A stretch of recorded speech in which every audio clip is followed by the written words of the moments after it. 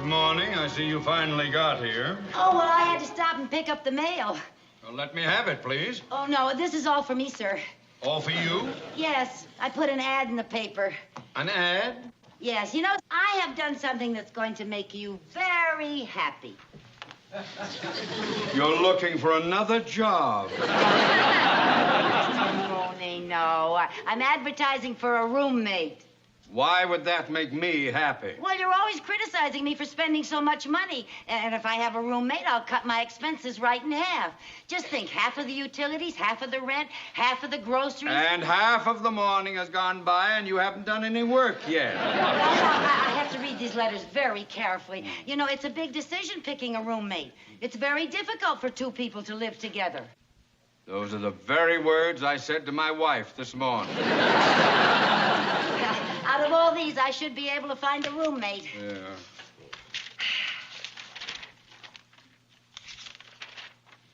Wait a minute. You hardly glanced at that. Why did you throw it away so quickly? Because I don't want a roommate named Irving. Oh, this one looks very promising. Listen to this. My dear Mrs. Carmichael, I am very interested in sharing an apartment with such a person as you describe in your ad.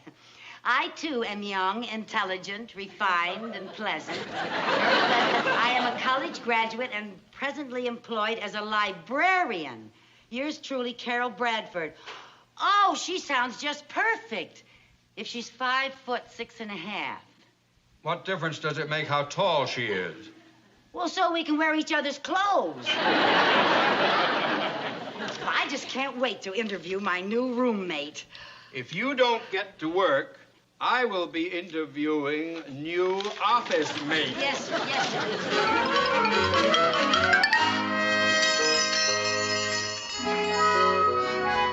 Hi, Lucy. Oh, hi, Mary Jane. Is she here yet? No, not yet. What's that? Oh, those are elephant bells from India. Aren't they beautiful? Oh. Let's see now. Oh, yes.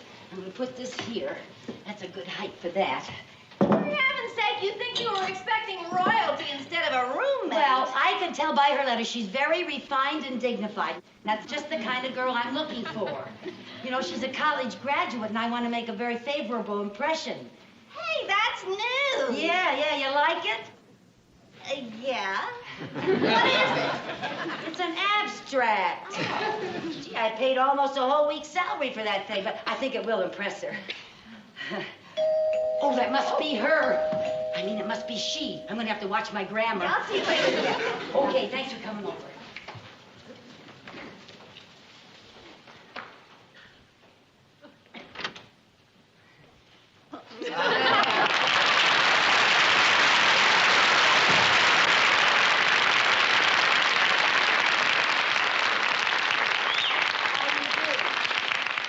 How do you do? I'm Carol Bradford. I answered your ad. Yes, and I'm Lucy. I'm Lucy Carmichael. And I was expecting you. Can I help you with your things? Thank you. May I take that? Oh, no, thank you. I'll just put it right over here. Oh, okay.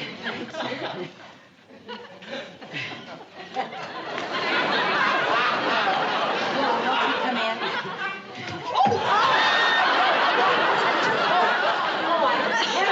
Sorry, I should have warned you about that step. No, I'm all right. I'm just glad it happened here instead of at the library. Oh. They're very strict about noise. Yes. Oh, look, you broke your glasses. Oh, no, I always wear them like that. Without lenses? I have on contact lenses, see? Oh, well, then why do you wear the, So people won't think I'm vain. I don't think you can ever be vain. You're much too refined and dignified for that. Well, that's my library training. Oh. Believe me, it isn't always easy. No. Especially when you get some of those people in the library who are looking for a book and they can't remember the title or the author's name, and you go through shelf after shelf after book, and you want to say to them, drop dead! But you don't dare because it's a library. Well, it must be very difficult to control yourself at times. Yes. Well, I'm very dedicated. Oh. One time, I was way up high on a ladder putting a book back on a shelf. Yeah, and somebody came along and took the ladder right out from under me and left me hanging. And do you know something? What? I waited until that library closed before I would yell, "Help!" Why? Well, you certainly are dedicated. I like to be considerate of other people. Oh, well, that's good. That's just the kind of girl that I was hoping to have for a roommate, I can tell you. Well, that's the kind of girl you got. I'm so glad. Why don't we,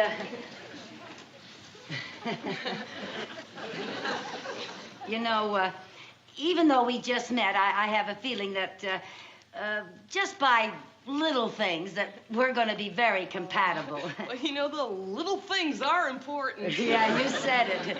Some things can really drive me batty. Oh, I know what you mean. You know, one of the little things that drives me crazy at the library is when we get one of those loud finger wetters. Loud finger wetters? Yes, you know the kind I mean. Oh, yes. Yeah, I knew a girl like that in school, and we never knew whether she was going to read the book or eat it.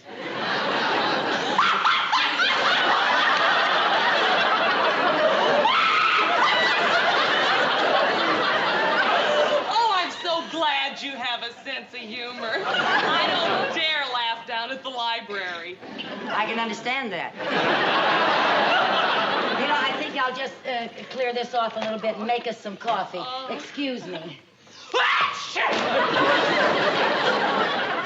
you. Bless you. I think I better close the window. Maybe you're catching cold. Oh, no, it's all right. It's just an allergy. Oh, what are you allergic to? Well, we found out it's something in the air. What? Oxygen.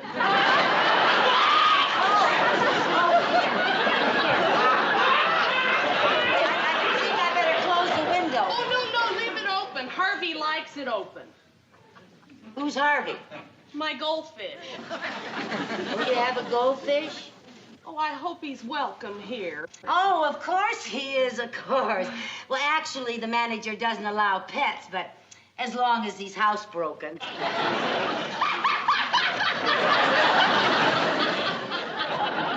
Oh, you have a wonderful sense of humor. Oh, thank you. Thank you. I'll get the coffee. All right, and I'll get Harvey. He doesn't like to be left out of things. No, you bring him in.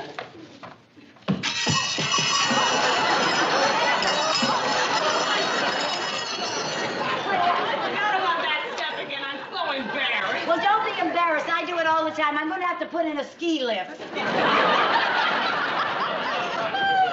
Harvey's going to love you. Little baby. Well, that's Harvey. Yeah, well, you better let me carry him. I wouldn't want any... Eddie, say...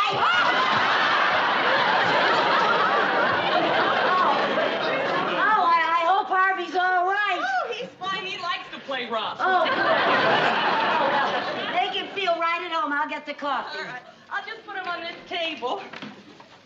Oh, this place is so nice. I know I'm going to love it here. I'm glad. Oh, is it all right if I hang something up? You bet it is. This is your home, too, you know. Thank you.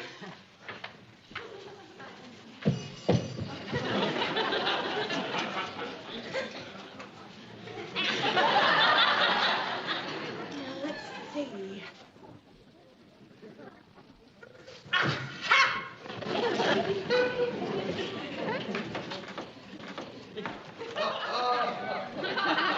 Yes. So just put this right up here. Oh, that looks so much better. Don't you think so? Now, what Well, else do you think we should do? What? I know. We can put this nice chair right over here, like that. And then we can take this table with the flowers on it, and we can put that right over here and make that a nice, cozy little corner like that. And don't you think that looks better? Well, now, I think the room could be angled a little for more advantage. Now, let me see. We'll take the couch, and we can move that back here like that. Doesn't that look better? Yeah. And now we'll take this chair, and we can put that right back up. Oh, excuse me. Right here like that. And let's see, one more thing. Oh, yeah. We'll take Harvey, and we'll put him right over here. What? He likes to watch television. He's crazy about Flipper. You stay right there, sweetheart, while Mommy has her coffee.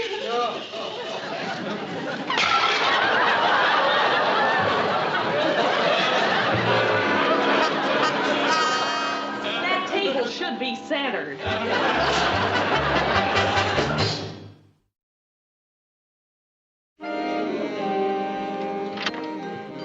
Hi, Lucy. Hi. Well, I came over to meet your new roomie. Where is she? She's in taking a shower. Oh, Lucy, you've rearranged your furniture. Yeah, my new roomie rearranged my furniture. I love it. You do? Oh, look at that. Yeah, how about that? That's some more of her handiwork. I like that better than the abstract. You do, huh? You know, she must be really a homebody. You don't find many girls like that anymore. Yeah, I know. But I think she's going to be murder to live with. Oh, why? Well, for one thing, she's got a laugh like a hyena. When she sneezes, she sounds like a sonic blast. Lucy, don't you think you're exaggerating No. a little? See what I mean? Yes? Sorry, I didn't No, that's all right. Come here. I'd like you to meet my girlfriend, Mary Jane. This is Carol Bradford, Mary Jane Lewis. Carol. I found this ribbon on your dresser, and I wondered what it was for. Oh, I've had that thing for years. I won 4th place in a contest. Oh, what kind of contest? A beauty contest.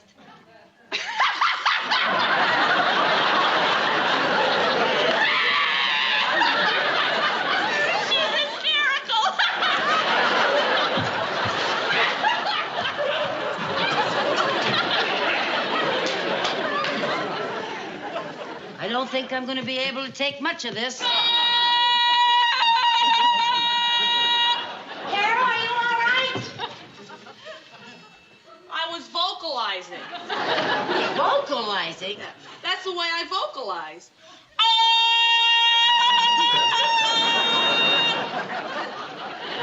I sing in a choir.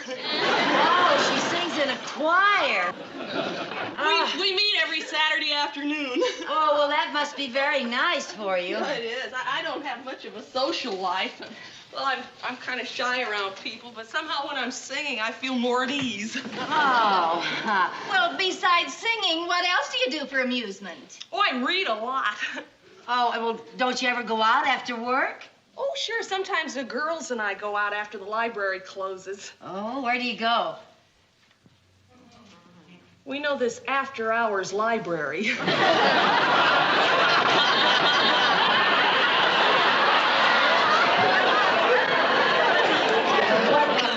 What's that? Well, it's a research library near the university. It's open till 10 o'clock. Well, I guess that must give you a chance to meet some of the boys from the university, huh? No, I haven't met any boys. You haven't? Why, I'll bet there are lots of boys that'd like to go out with you, Carol. Yes. Oh. Excuse me, I'm sorry. That's When all I right. get nervous, I get the hiccups. What are you nervous about? I think it's a topic of our conversation. Going out with boys makes you nervous? No, not going out with them.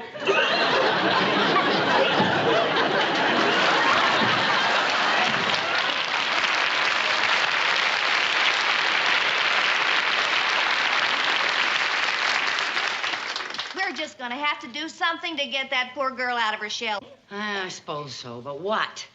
Well, let me think a minute. Hey, What?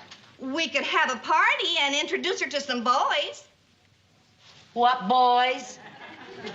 Well, how about those musicians that live across the hall? They're very nice, and they're just kooky enough to get Carol out of her shell. Maybe she belongs in a shell. Because I think she's some kind of a nut.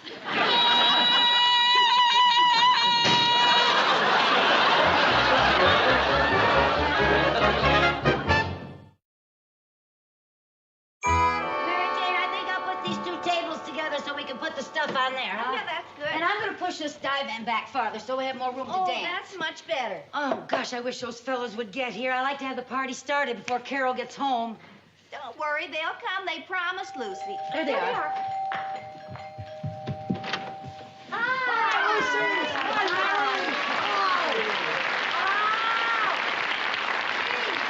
You brought your instruments. How wonderful. Well, this is a party, isn't it? Oh, well, I'm so glad you got here. I was afraid you wouldn't show up. Neither rain, nor sleet, nor snow could keep us from our appointed freeloading.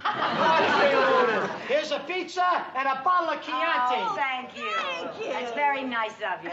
Now, where's that swinging chick Mary Jane told us about? Swinging chick? Yeah, the doll that poses for all those bikini ads. Mary Jane. Well, you wanted them to show up, didn't you? Oh, really? Look, fellas, Carol's not exactly a swinging chick. She's very nice, but she's rather shy and inhibited. And I just thought if I had a few people over, it might bring her out of her shell. Oh, Mel can handle that. He's very good at getting girls out of things. Once he got a girl out of Cincinnati. I did not. They're just putting me on because I happen to be kind of shy myself. Oh, well, I'm sure you and Carol will get along just fine. Look, what say we get the party started, huh? How about playing something? Good.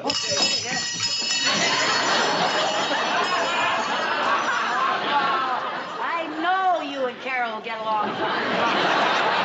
Listen, fellas, just play anything. I want the party really swinging when Carol comes in. Get over here, Alan. Play the Anything at all.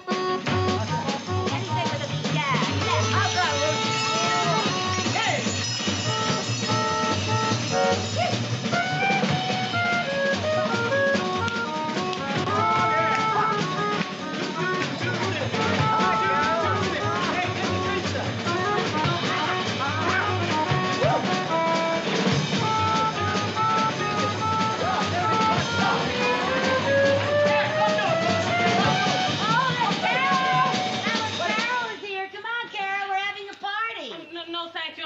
Of a party crasher. Oh, now you're not crashing. Come on, no, honey. Lucy, I have this book I have to finish. Oh, come on now. You're the guest of honor, Carol. Come on.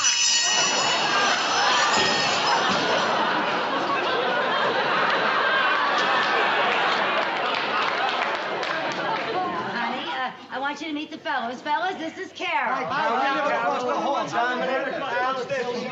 Yeah, we thought we'd have a little get-together tonight, and these They fellas... brought pizza and wine. Yeah, help yourself, everybody. Oh, wonderful. Oh, salute.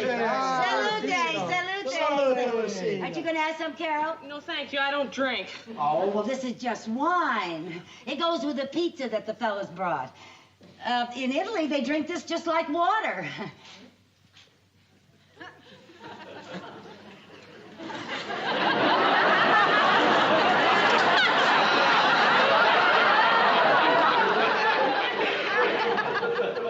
I'm a firm believer in drinking a lot of water.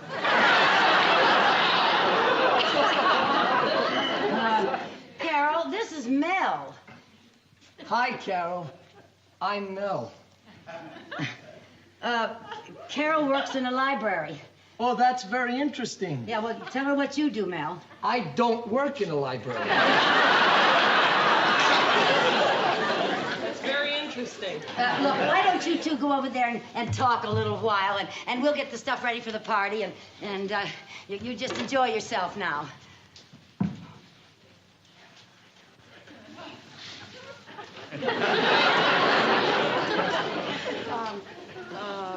Did you know that there are 6,950,000 books in the New York Public Library? No.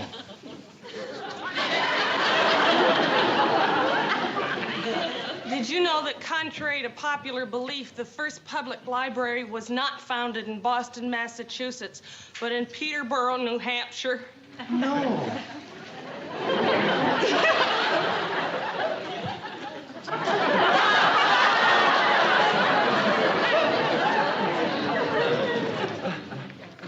Did you know?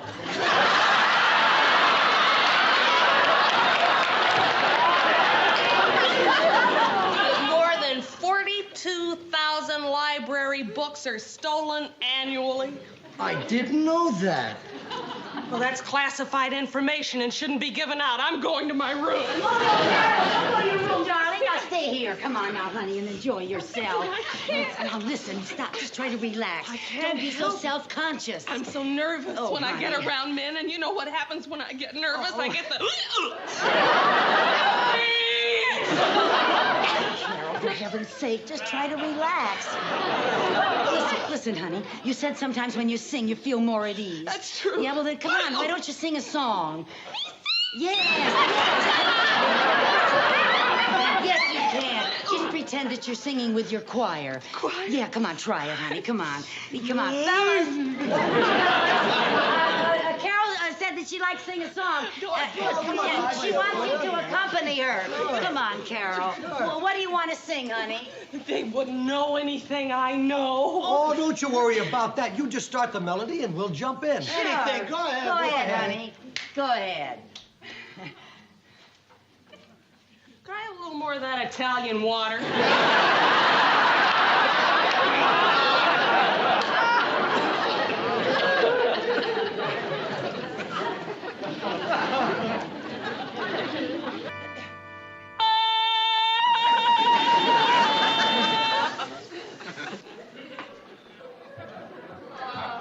Boy, it's a good thing I know you're vocalizing, or I'd think you were calling for your mate. I gotta sing tonight. I want my voice to be in shape. I know. Hey, Lucy, have I got everything? Yeah, I think so. Good. Hey, Lucy, I can't get this shut. Oh, here, let me help you. You just don't know how. That's using your head. Oh, Lucy, I just can't believe it. What? Me! Last week, a librarian. This week, in show business. Going to Palm Springs. Me! Well, if you find it so hard to believe, I got it right here in black and white. Listen to this. The Popular Vagabonds group has added Carol Bradford as their featured vocalist for their appearance at the Palm Springs Golf Classic. How about that? Oh, what's the matter? You know, when I get nervous, I get the hiccup. I know. Oh, I wish you were going with me. Oh, now, Carol, I'd love to, but I Oh, can't. but if you were going with me, I wouldn't be so nervous. Oh, it's such a beautiful place, and you'd meet such a lot of people. I and know. Oh, it'd be such fun. I know, Hey, honey. Lucy, you know some of the most eligible bachelors in the world play in that golf tournament. Oh, And that's exactly why you shouldn't pass this up. It's like that famous old saying. opportunity knocks but once. No, it's later than you think. Carol, I can't afford a trip to Palm Springs.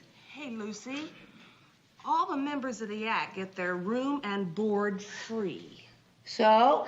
Well, we'll just say that you're one of us and they won't know the difference. Oh, I couldn't do that. Lucy, oh, please come with me. Oh, honey, I can't. Besides, Mr. Mooney is bringing some work over here for me to do over the weekend. He'll be here any minute. Hey, Lucy, why don't you pretend you're sick and then let him get somebody else to do the work? Pretend I'm sick? Yeah. What would I say was wrong with me? How about a sore throat or, Oh, or a that's- broken arm? Broken arm. Yeah. What? Oh. Oh, well.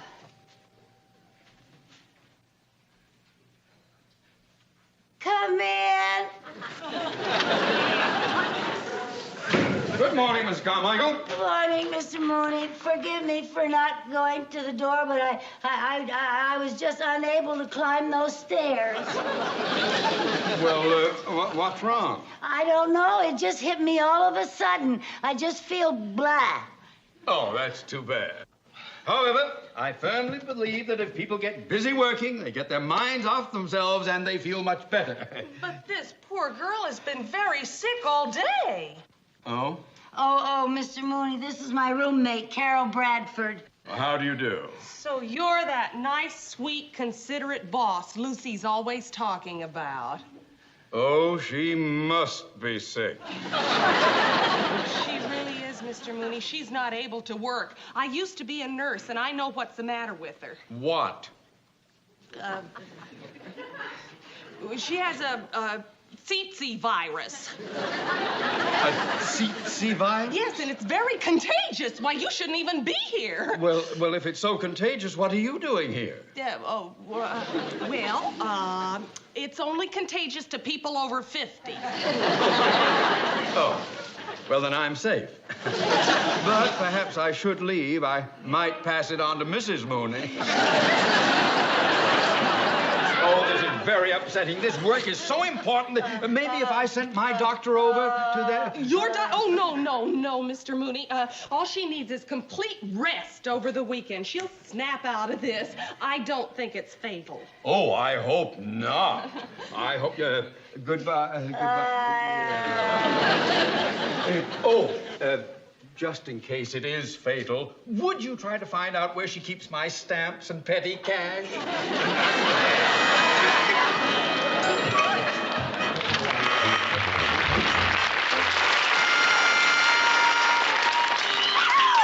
Palm Springs, here we come!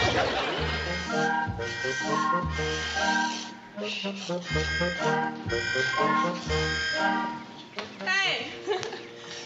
Isn't this a life? Oh, yeah, just great. Oh, and I think the rooms are beautiful. Are they too much? Oh, I love the colors. Yeah.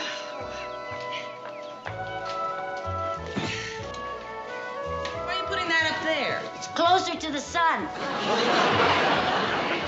That's a good idea.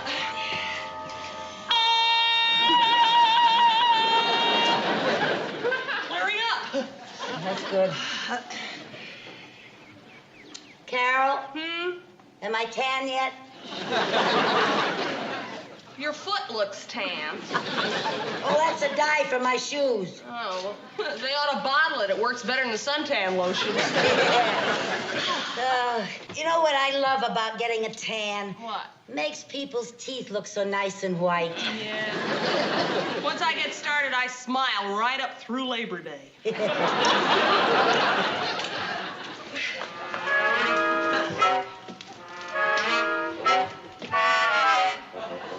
What are you doing?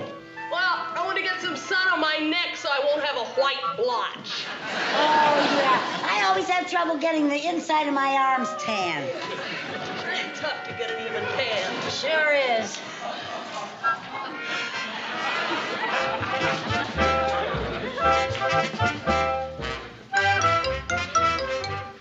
Pardon?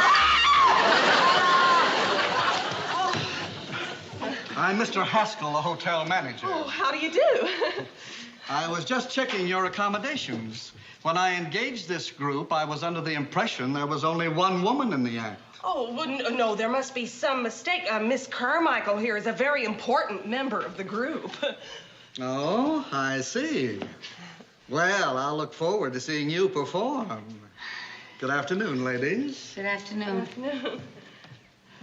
Oh, Carol, I was afraid something like this was going to happen. When he finds out I don't work in the act, he'll throw me right out of here. Now, don't you worry. We'll figure out some way to use you in the act. What can I do? Well, there must be something you can do. Well, I can play Glow Little Glowworm on an E-flat alto sax. I learned it in the 8th grade.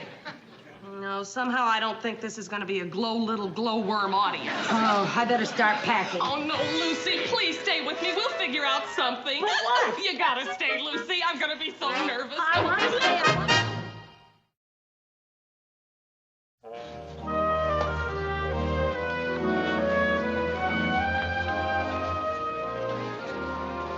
Good afternoon, ladies and gentlemen. We're bringing you all the color preceding tomorrow's annual Palm Springs Golf Classic.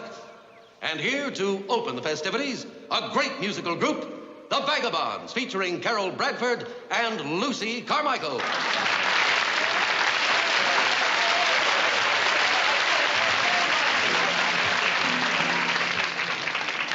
Along the beach at Waikiki, a fair Wojenny is waiting for me. With the dark eyes and lovable charms, a very sweet of iron hospitality. A hooky daka now, hooky daka now. A hooky daka now, hooky dooky now. A hooky daka now, hooky dooky now. A hooky daka now. Honolulu. Beautiful Honolulu.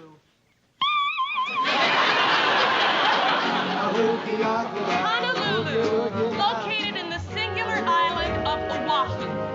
Oahu spelled backwards is We're going to a hooky loud, a hooky, hooky, hooky, hooky, hooky loud. Everybody loves a hooky loud, where a loud and a cowbell is a big luau. We'll throw our nets right into the sea, and all the little fishes come swimming to me. Oh, we're going to a hooky loud. A hooky, hooky, hooky, hooky. Harabanana, harabanana, harabanana, harabanana.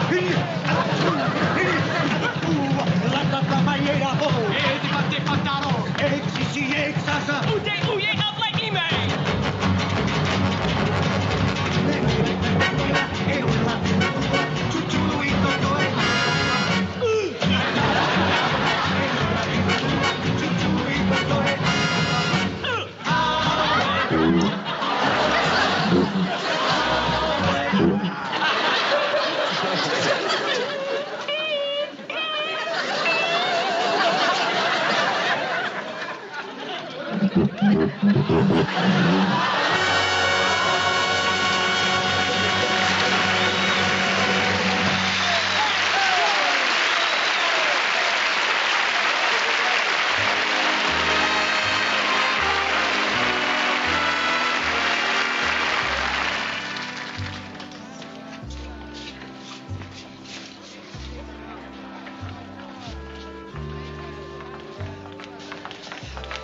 Lucy, you did great. I think I fooled the manager anyway.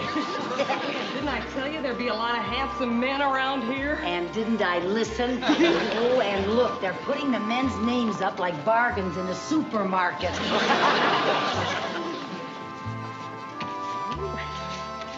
May I help you? No, I was just browsing. Lucy, look! Colin Grant's playing in the tournament. Colin Grant, the millionaire sportsman? Yeah. Oh, what a man. Not only rich, but so handsome, so adventurous. Yeah, but you know what I like about him the most? What? He's so single. I don't know how long that's gonna keep up, though, with the way the women keep throwing themselves at him. Yeah, I don't know how women can do that. I could never run after a man. You know, I think that is probably the most foolish thing any woman has ever done. Carol, I know. Wonder if I could have my starting time. My name is Grant, Colin Grant. Oh, yes, sir. 10:30 tomorrow morning. Well, look who's here. Colin Grant. Pardon me, sir. All right. I wonder if we could have a few words for the radio audience, would you? Well, I'm not much of a talker, but I'll be happy to oblige you, sure. Well, thank you very much.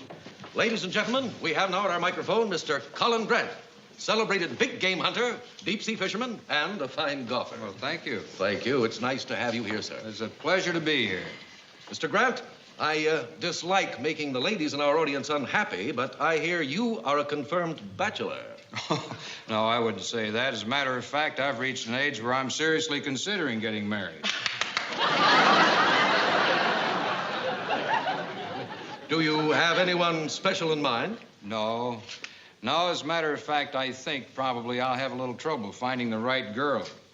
Oh? What do you mean by the right girl? Well, I mean a girl that's interested in things that I like. You know, golfing, hunting, fishing. Oh. Well, I hope you do find the right girl, Mr. Grant. And I hope tomorrow you'll find our golf course here to your liking, too. Well, I'm sure I will. Nice talking to you. Nice talking to you. Thank you very much. Right, bye. Isn't he divine?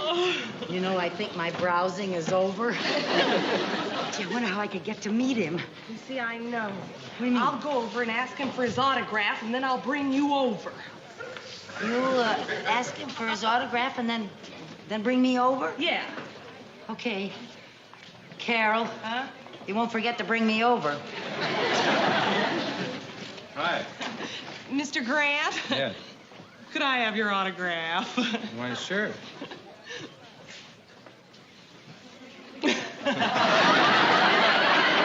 Thank you. You're welcome. Actually, it's not for me. It's for my girlfriend. Oh? Yes, she's just crazy about big game hunting and safaris and the jungle.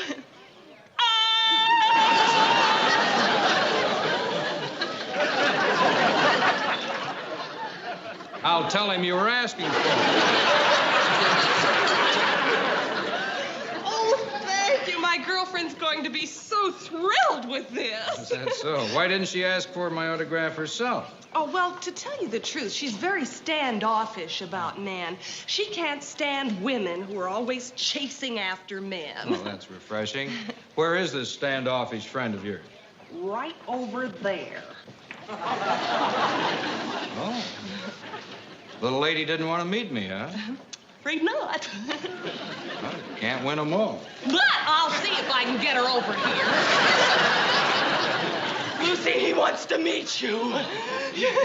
No, Lucy, play it cool. Act very standoffish. Standoffish? Yeah, like you don't care. Come on.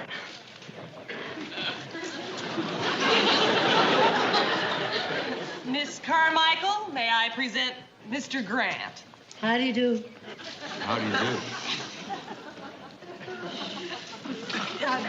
Lucy was quite interested in that safari film you showed on TV the other night. Oh, is that so? Have you ever done any big game hunting? Oh, I'll say she has. Last winter, she needed a new rug for her ski lodge, and do you know what she did? What? She took a little old rifle and went out hunting for a grizzly. A grizzly bear? Yes, back in Wyoming. Oh, yes, that's where I have my skiing lodge. Yeah. This grizzly was so big that all the hunters called him Old Goliath. Old Goliath, yeah. There she was, following his tracks, when suddenly something in the bushes moved ahead of her, and there she was, face to face with this big old grizzly. And all she had was her trusty little rifle. That must have been frightening. Was it a 30-30 or a 40-40? I'd say it was about 50-50. She means the bear was just as scared as she was. You finally bagged him, huh? Yes. Today, old Goliath is known as old wall to wall. Doesn't she have a terrific sense of humor? Yeah, as a matter of fact, she's quite a gal. Thank you. Say, I hadn't planned on going to this dinner dance they're having here tonight, but I was just wondering, perhaps you'd like to be my dinner date tonight. Oh, I really have been swamped with invitations, but I'd be glad to put your name on the list. Well, I don't want to intrude. On the top of the list. Well, fine. I'll see you tonight. Yes. About what time? Well, how about... Want to make it as early as possible? How about 8-ish? Oh, how about 1:30-ish? Well, that's okay with me. If you'll excuse me, girls, I want to get out on the practice tee. Oh, yes. See you later. Okay. Oh, isn't he something? Oh, what a beautiful day I'm having. And what a beautiful night you're gonna have. Imagine me dating Colin Grant. Oh. Carol, look. Oh, no. Are you sure that's your Mr. Mooney? What? I know it's my Mr. Mooney.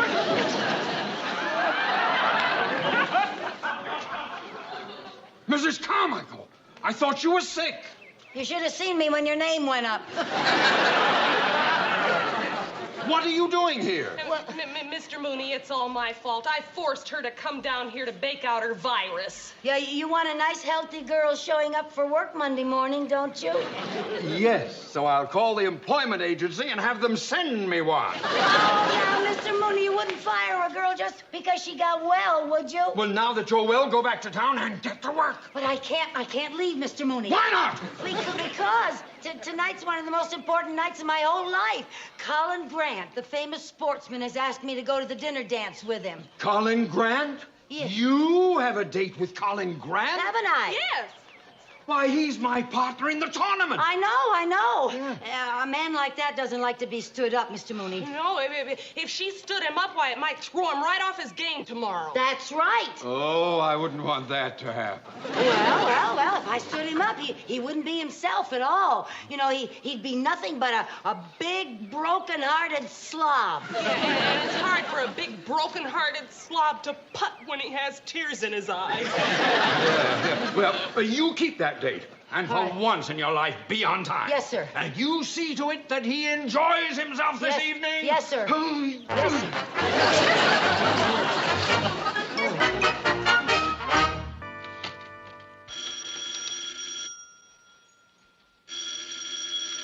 Hello.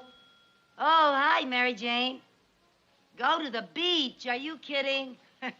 Well, it sounds wonderful, but I have to work. Yes, on a Saturday, yes. Now, wait a minute. That's not fair, comparing Mr. Mooney to Simon Legree. No, I'm not defending Mr. Mooney. I'm defending Simon Legree. No, I can't sneak away because Mr. Mooney's working right here with me. Yeah, he just went out to get me a sandwich. Take him to the beach with us? Are you kidding? All he thinks about is work, not having any fun. Of course, it might be very nice taking him to the beach and burying him in the sand head first. I think I hear the old slave driver coming. Bye.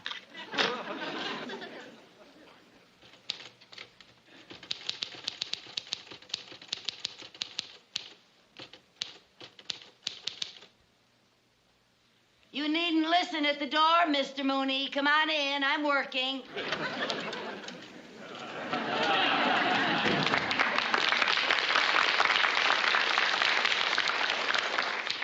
I was not listening at the door.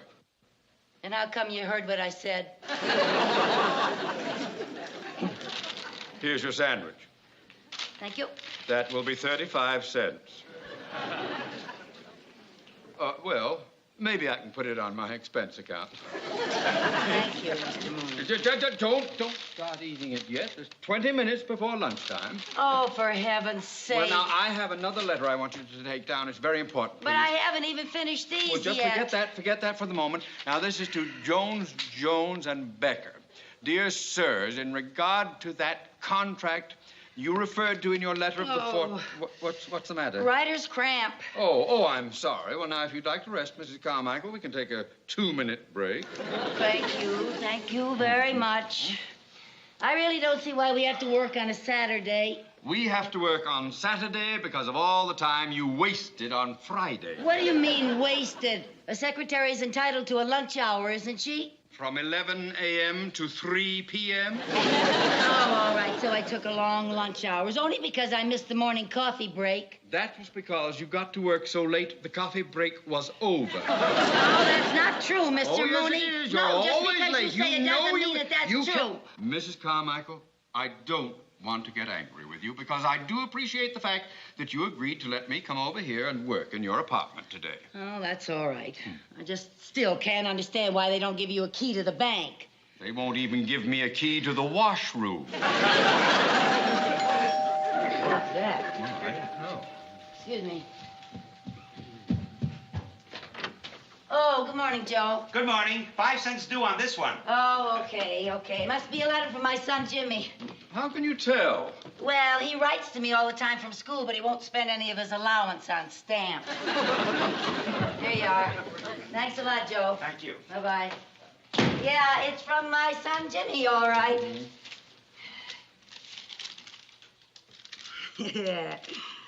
Dear Mom, our school has a new rule where we have to write at least one letter home every week. This is it. Yours truly, your son, Jimmy Carmichael. P.S. If you don't get this letter, let me know so I can write another one. Isn't that adorable, Mr. Mooney? It's adorable, but it's not worth a nickel. Well, shall we get back to work now? Yes, sir. As soon as I read this other letter, my goodness, this looks official. Oh? It's from the United States government. Oh. Oh, no. This is unbelievable. They want you to pay more income tax. No, worse than that. Nothing can be worse than paying more income tax. Yes, it can. I've been drafted. You've been what? Drafted. Oh, that's ridiculous. Let me see that. There must be a mistake. Oh, well, of course. Now, this isn't addressed to Lucy Carmichael. It's addressed to Lou C. Carmichael. Oh, thank goodness. Had me worried for a second. Yeah.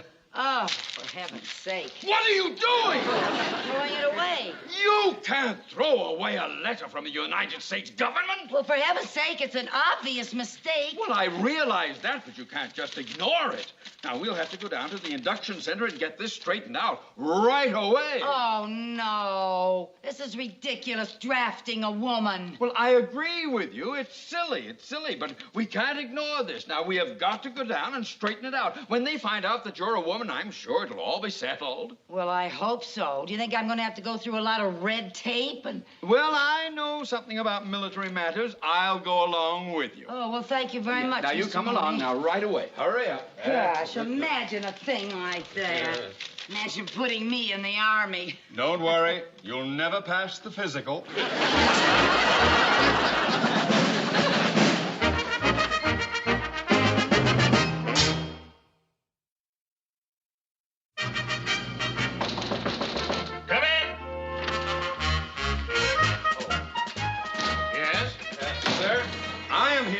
This induction notice.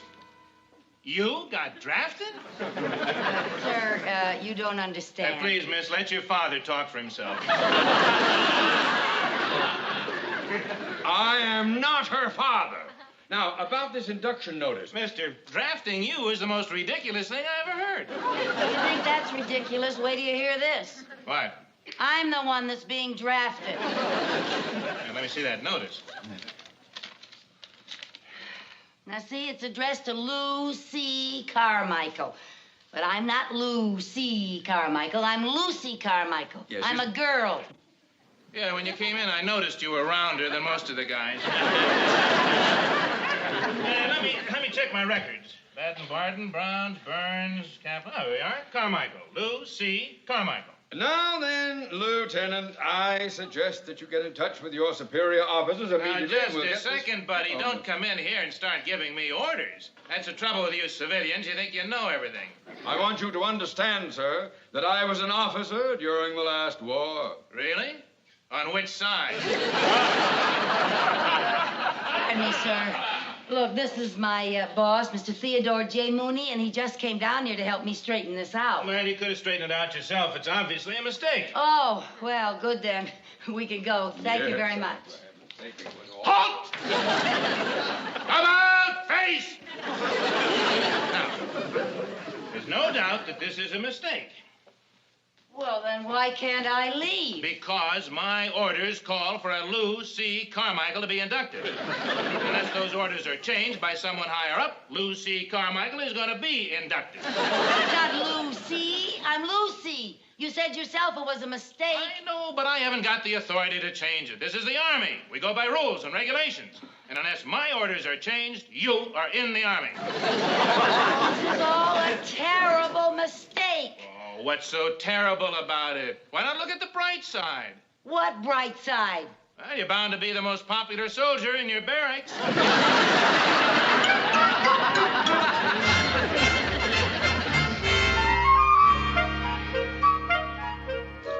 Okay, son, you passed the physical. Finish dressing and report to room 203. Yes, sir. Next.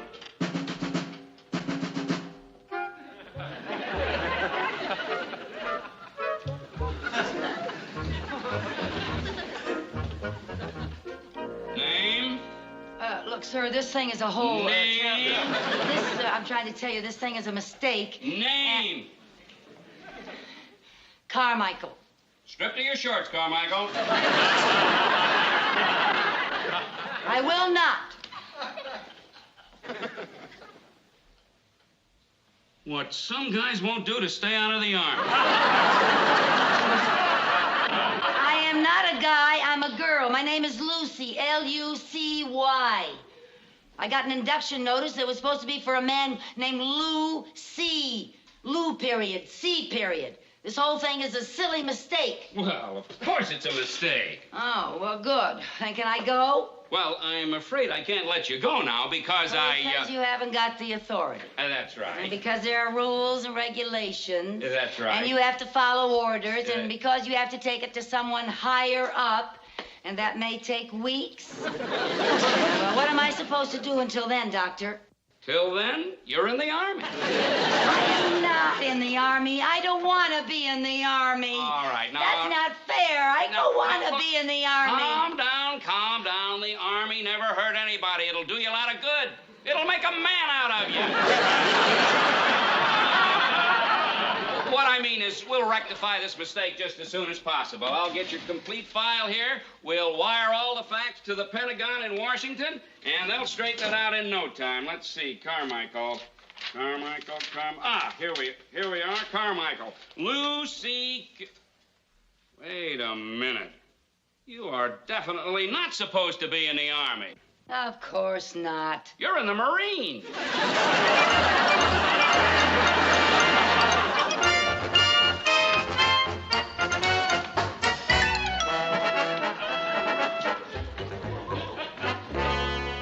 I feel naked.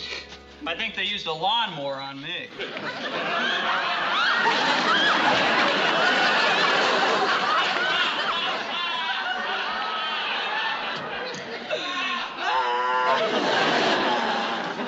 What are you bawling about, Mac? My hair. They cut off my hair. So what? They cut mine too, and mine was longer than yours. All right, you guys, put your hats on and pull in!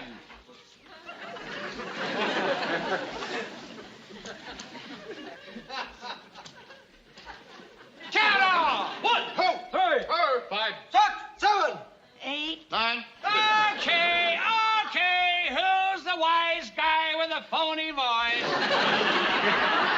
It's me, and I'm not a guy. I'm a girl. A girl? I told you the Marine Corps is better than the Army. Okay, knock it off. What you doing here? No, I'm here because of a mistake. It better be a mistake. What happened? Well, I was working with my boss one, Saturday morning in my apartment, and that's because I missed my coffee break, and, well, we had to work. And anyway, I got this draft notice, and it was for a Lucy Carmichael, and my name is Lucy Carmichael, and I'm a girl. And Lucy Carmichael is a man, I guess.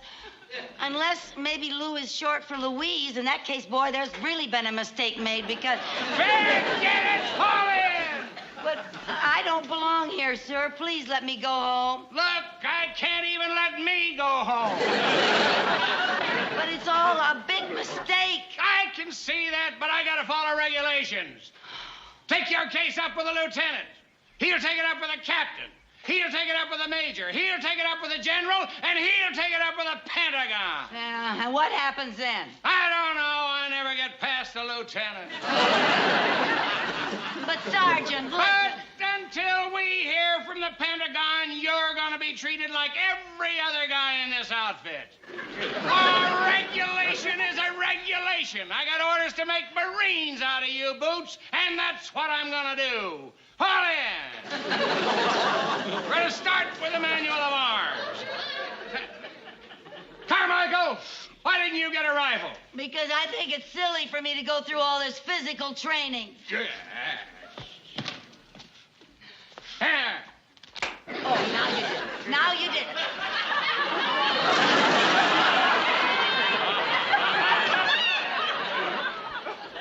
Did what? You ruined my manicure. What do you think you're doing? I'm putting on my gloves. I paid $2 for that manicure, plus a 50-cent tip. Yellow gloves are not regulation. Well, neither am I regulation. Okay, just get back in line. There's no need to yell.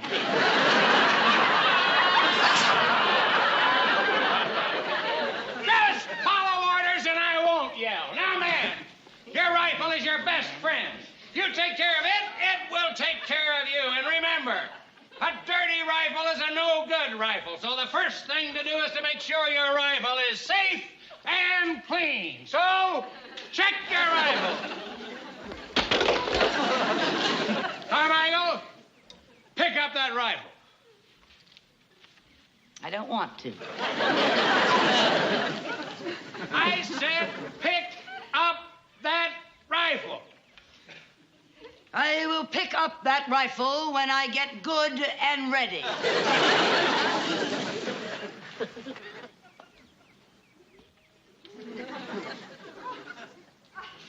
Are you ready? Yeah, I'm ready. Sergeant Pierce, front and center, please. Now listen. The sergeant's going to go through the basic moves of the manual of arms while I call off the orders. And he's only going to do it once. So you better be sure you watch close, because I expect you guys to do it perfect. All right, Sergeant. Reset. Ha! Order. Ha! Right shoulder. Ha! Left shoulder. Ha! Order. Ha! Red. Ha! Now, any questions? Yes, can I see him do it one more time? That was it, Carmichael. Thank you, Sergeant. Well, I certainly didn't get very much out of that snappy little drill, did you? Were you able to get that fast, for heaven's sake? Attention! Reset. Hey! Order. Hey! Right shoulder. Hey!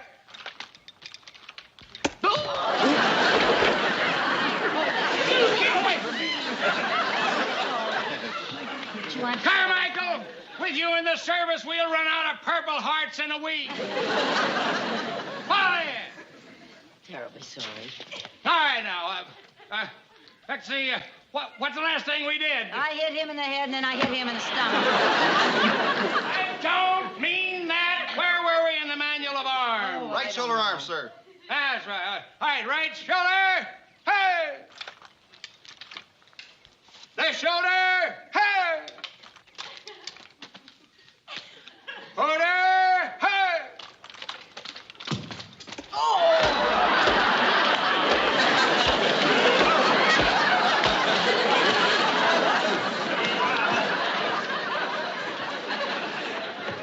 Sergeant, you're supposed to be teaching these men the manual of arms, not square dancing.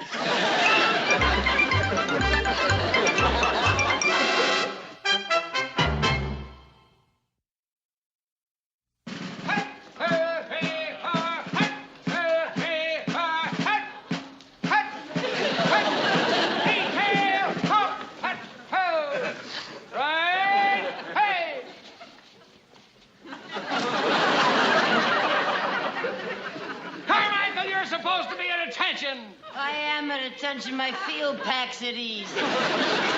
Ground your packs.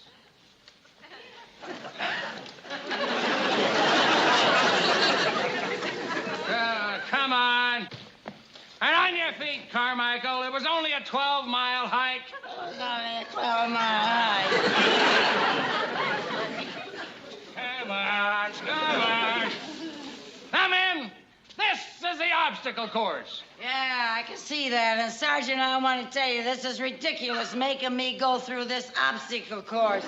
I am not going to be here... Until we hear from the Pentagon, you're just another Marine. And you're going to do everything that every other Marine does. Now, listen. Well, I'm not going to wear this helmet. It's too noisy. Noisy? Yeah, bangs against my earrings. The helmet stays on, the earrings come off. The earrings come off! Okay, if you don't care how anybody looks in this chicken outfit. Pick up that helmet. Pick it up.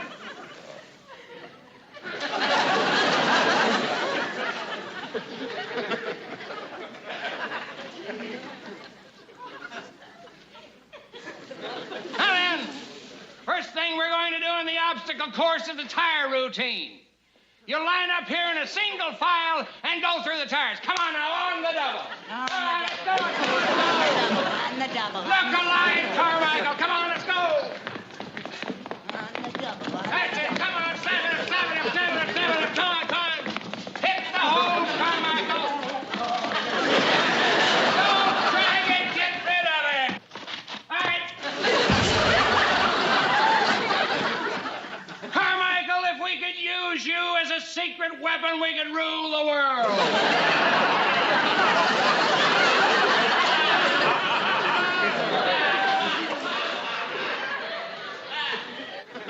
All right, men, now the ladder. Everybody jump up, grab a rung, and go over hand.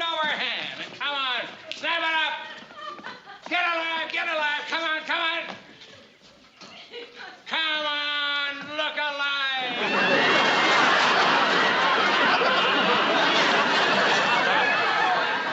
Help!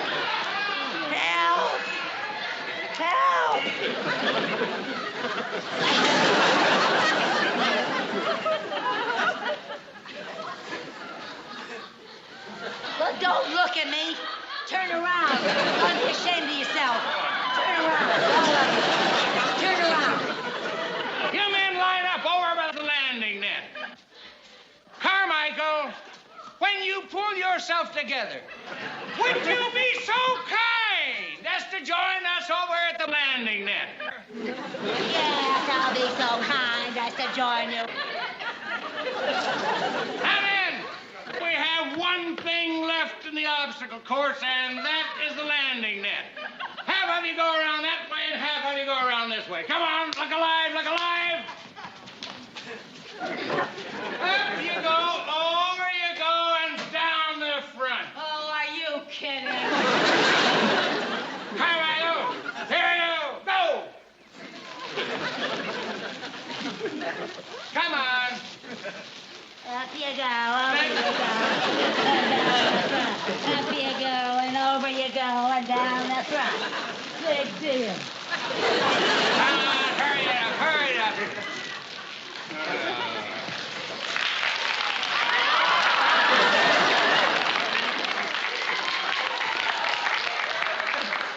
And I grab the rope, Uncle Blair. That's it. Now pull your legs down. Pull your legs down.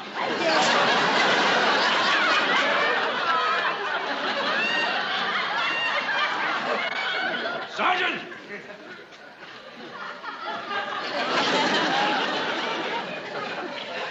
Marines, do not fight piggyback. Mrs. Carmichael, where are you? I'm up here. Good heavens, what are you doing up there? Come down at once. Put her down, sir. The idea. Come on. There. That's right. Mrs. Carmichael, I have wonderful news for you. What? Here's your discharge from the Marine Corps. Yes, and it's effective immediately. Starting first thing tomorrow morning, you come back to work for me. Mr. Mooney, I want you to have this. What's that? My medal for bravery. You deserve it more than I do.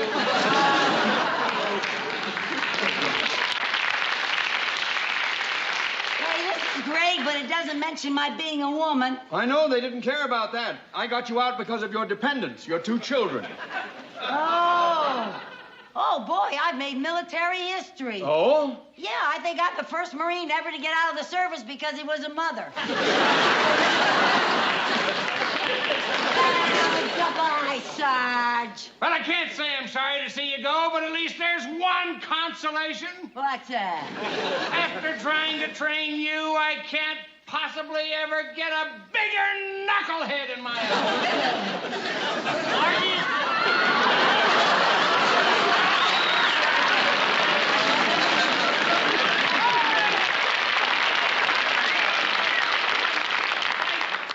What'd you say? They sent me over here as Carmichael's replacement. Good luck, buddy.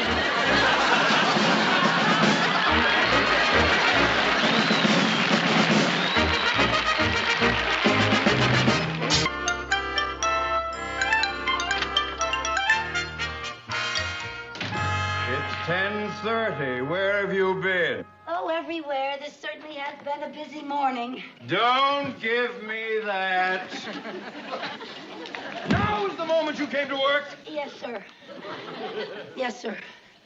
Where are you going?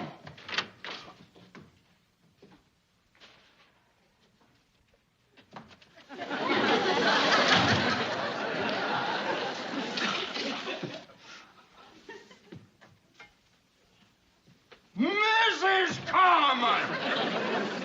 If you are ready, I would like you to take some dictation. Yes, sir, I'm ready. I have to get a note out with these contracts that have to get out this morning. Yes, sir. Now then, this note goes to Mr. John Wayne. John Wayne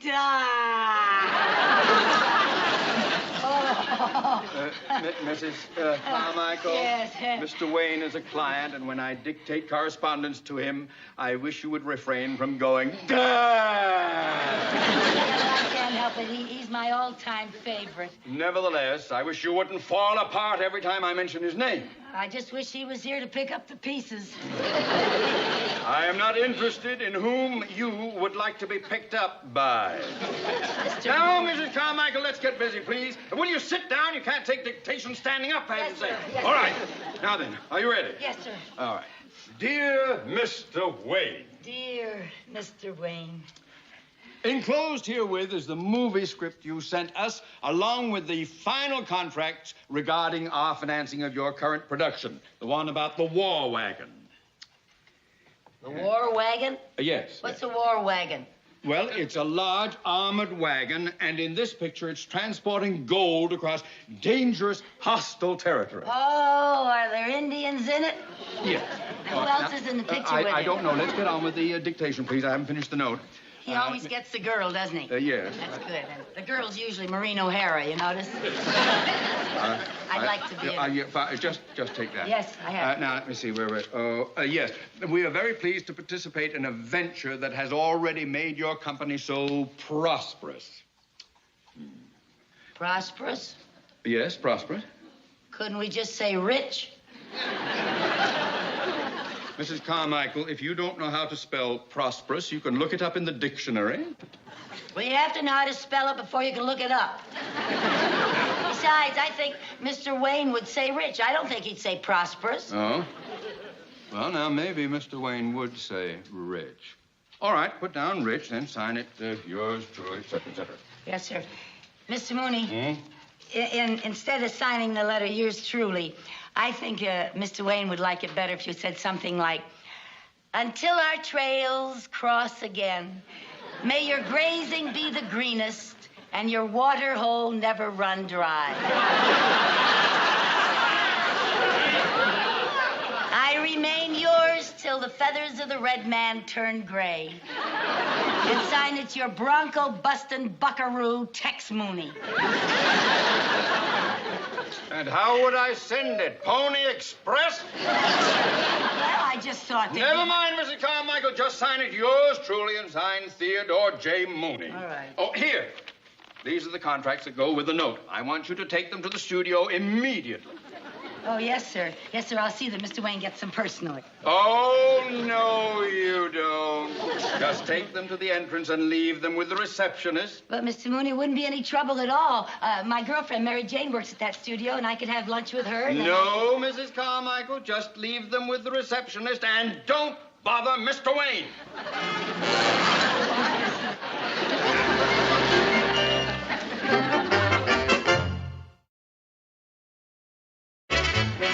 Mary Jane? Oh, Mary Jane, I just saw some Indians. Oh, gee, look at all these wonderful costumes. Oh, it must be fun working in a studio with all kinds of glamorous stars around all the time. Yeah, it is fun. Hi, Bill. Hi, Ed. Hi, Mary Jane. Oh, hi, Ed. Ed, I'd like you to meet a friend of mine, Lucy Carmichael. This is Ed Nelson. Doesn't that hurt? Not me. But it sure bothers my wife when we're dancing. That's funny.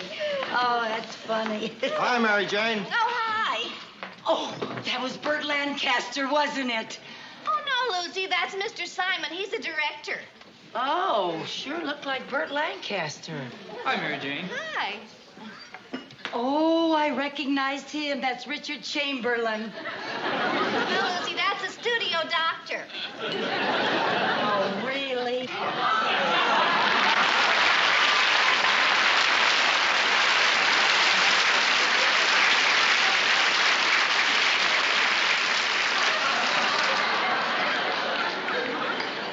Who's that, the janitor? That was Milton Berle. Milton Berle? Oh, for heaven's sake, wait till I tell the girls I nearly saw Milton Berle. Was it really Milton Berle? But listen, honey, listen. Lucy, we have to order. You're going to be late getting back to work now. Oh, I don't care if I am late getting back to work. I'm still so mad at Mr. Mooney for insisting that I leave those contracts with the receptionist. You'd think a man would understand how much a woman would like to meet John Wayne personally. Yes, you certainly would. Do you know John Wayne? Not personally. Well, then I think I'll introduce you. Do you know him? No, but I will when I give him these contracts. Lucy, I thought you gave those to the receptionist. Not on your life. You think I was going to give up a chance like this? I'm going to give these to Mr. Wayne personally. Now, do you think he'll be in here for lunch?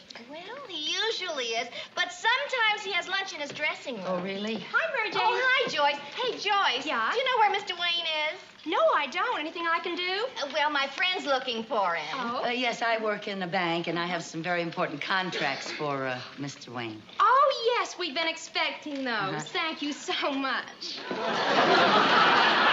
that? The receptionist. The receptionist? Oh, no.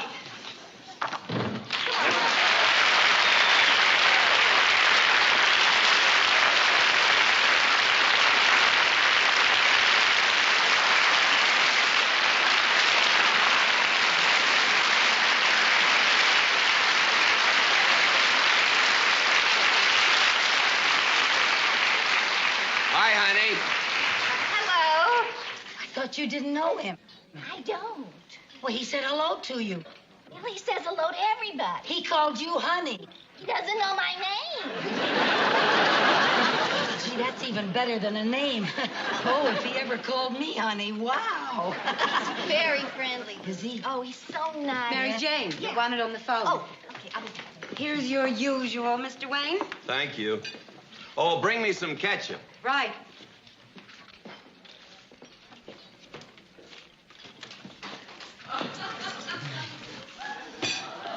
There you are, sir. Thank you. Anything else I can get for you, sir? No, I'm fine. Howdy. Hi. I'm Lucy Carmichael. Oh, well, I'm John Wayne. Oh, I know you are. It's nice meeting you, Mr. Wayne. I work at the bank, and I brought some contracts over here for you today. Well, thank you. I thought about bringing them to you in person, but I realized that you're a very busy man, and I didn't want to bother you. Oh, I'm never that busy. Yeah, well, whether you're busy or not, I just thought there's no reason for people to bother you, and that's why I left the contracts outside with the receptionist, so I wouldn't bother you. Well, that's very considerate. It must be very bothersome, people bothering you all the time, like when they ask you for your autograph and everything. Well, I never considered that a bother. Oh, can I have your autograph? Well, of course.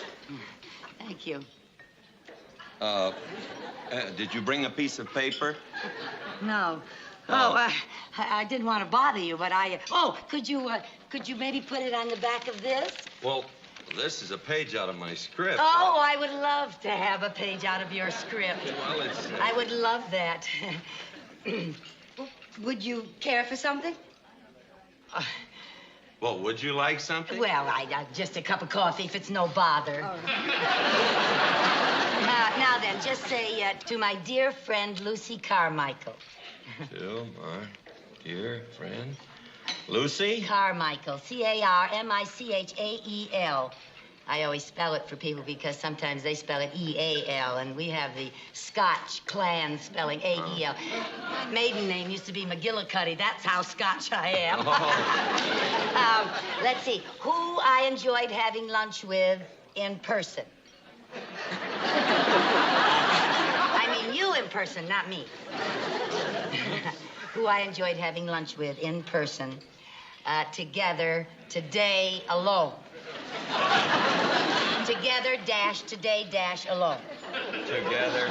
Today, alone. Alone. Yes, now if you just put the date down there in the corner. The date? Yeah, when I get back to the bank, I'm going to have it notarized.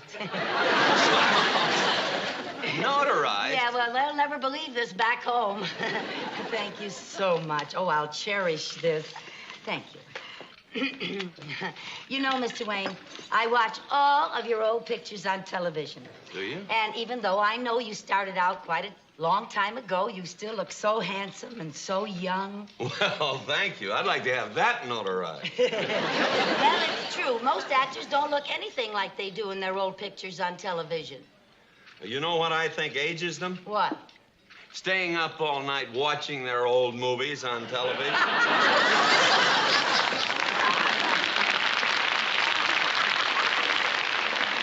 Oh, you're funny. You know, I think I've seen every picture you ever made. Really? Mm-hmm. Some of them 8 or 10 times. Well, thank you. That's very nice. You know you were such a sensational Army general in a picture called Cast a Giant Shadow. An Army general. And what a dashing naval officer you were in Harm's Way. Remember that? Yes. Yeah, did you enjoy making that? Very much. Did yeah. John Ford direct it? No, he didn't direct it. He directs most of your pictures, doesn't he? Yes, he does. Yeah. And most of the time you have Maureen O'Hara in your pictures, don't That's you? right, yeah. She has beautiful red hair. Yeah. You know something? You were the greatest Marine of all times in the sands of Iwo Jima. Just the greatest. Well, thank you. Gee, you've been in every branch of the service. No wonder we won the war. Well, I never thought of it that way. Yeah, you've been in the service so long, I think Bob Hope should play a Christmas show just for you.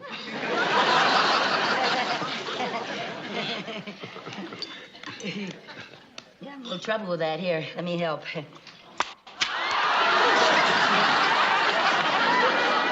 Terribly sorry. Here, let me help you. No, don't help, Oh, I'm please. terribly Well, Miss sorry. Carmichael, I think that I'd better get back to the dressing room and study my lines. Oh, I'm terribly sorry, Mr. Wayne. Oh, here, you haven't even touched your Well, I'll take it sandwich. with me. Oh, okay. Oh, and Mr. Wayne, here. You might want that where it belongs.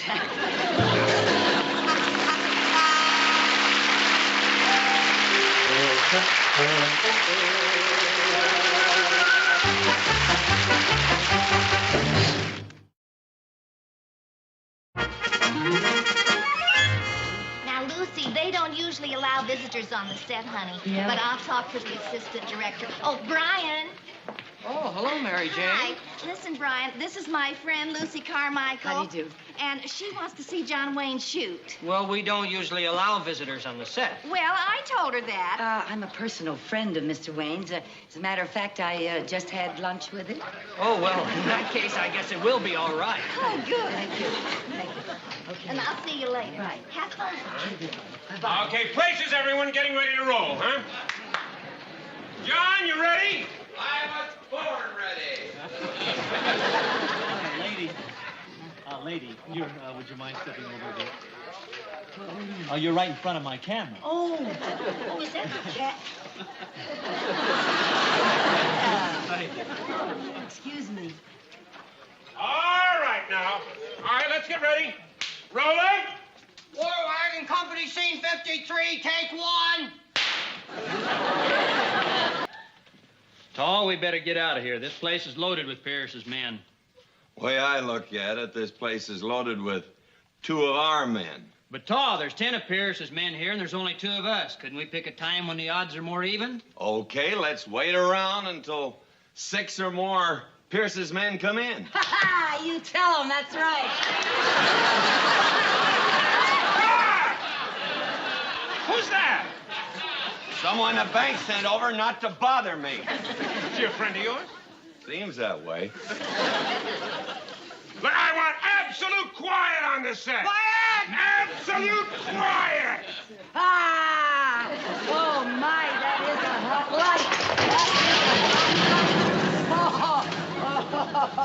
light. Oh, Mike, did you have a lot of those hot lights around here like that?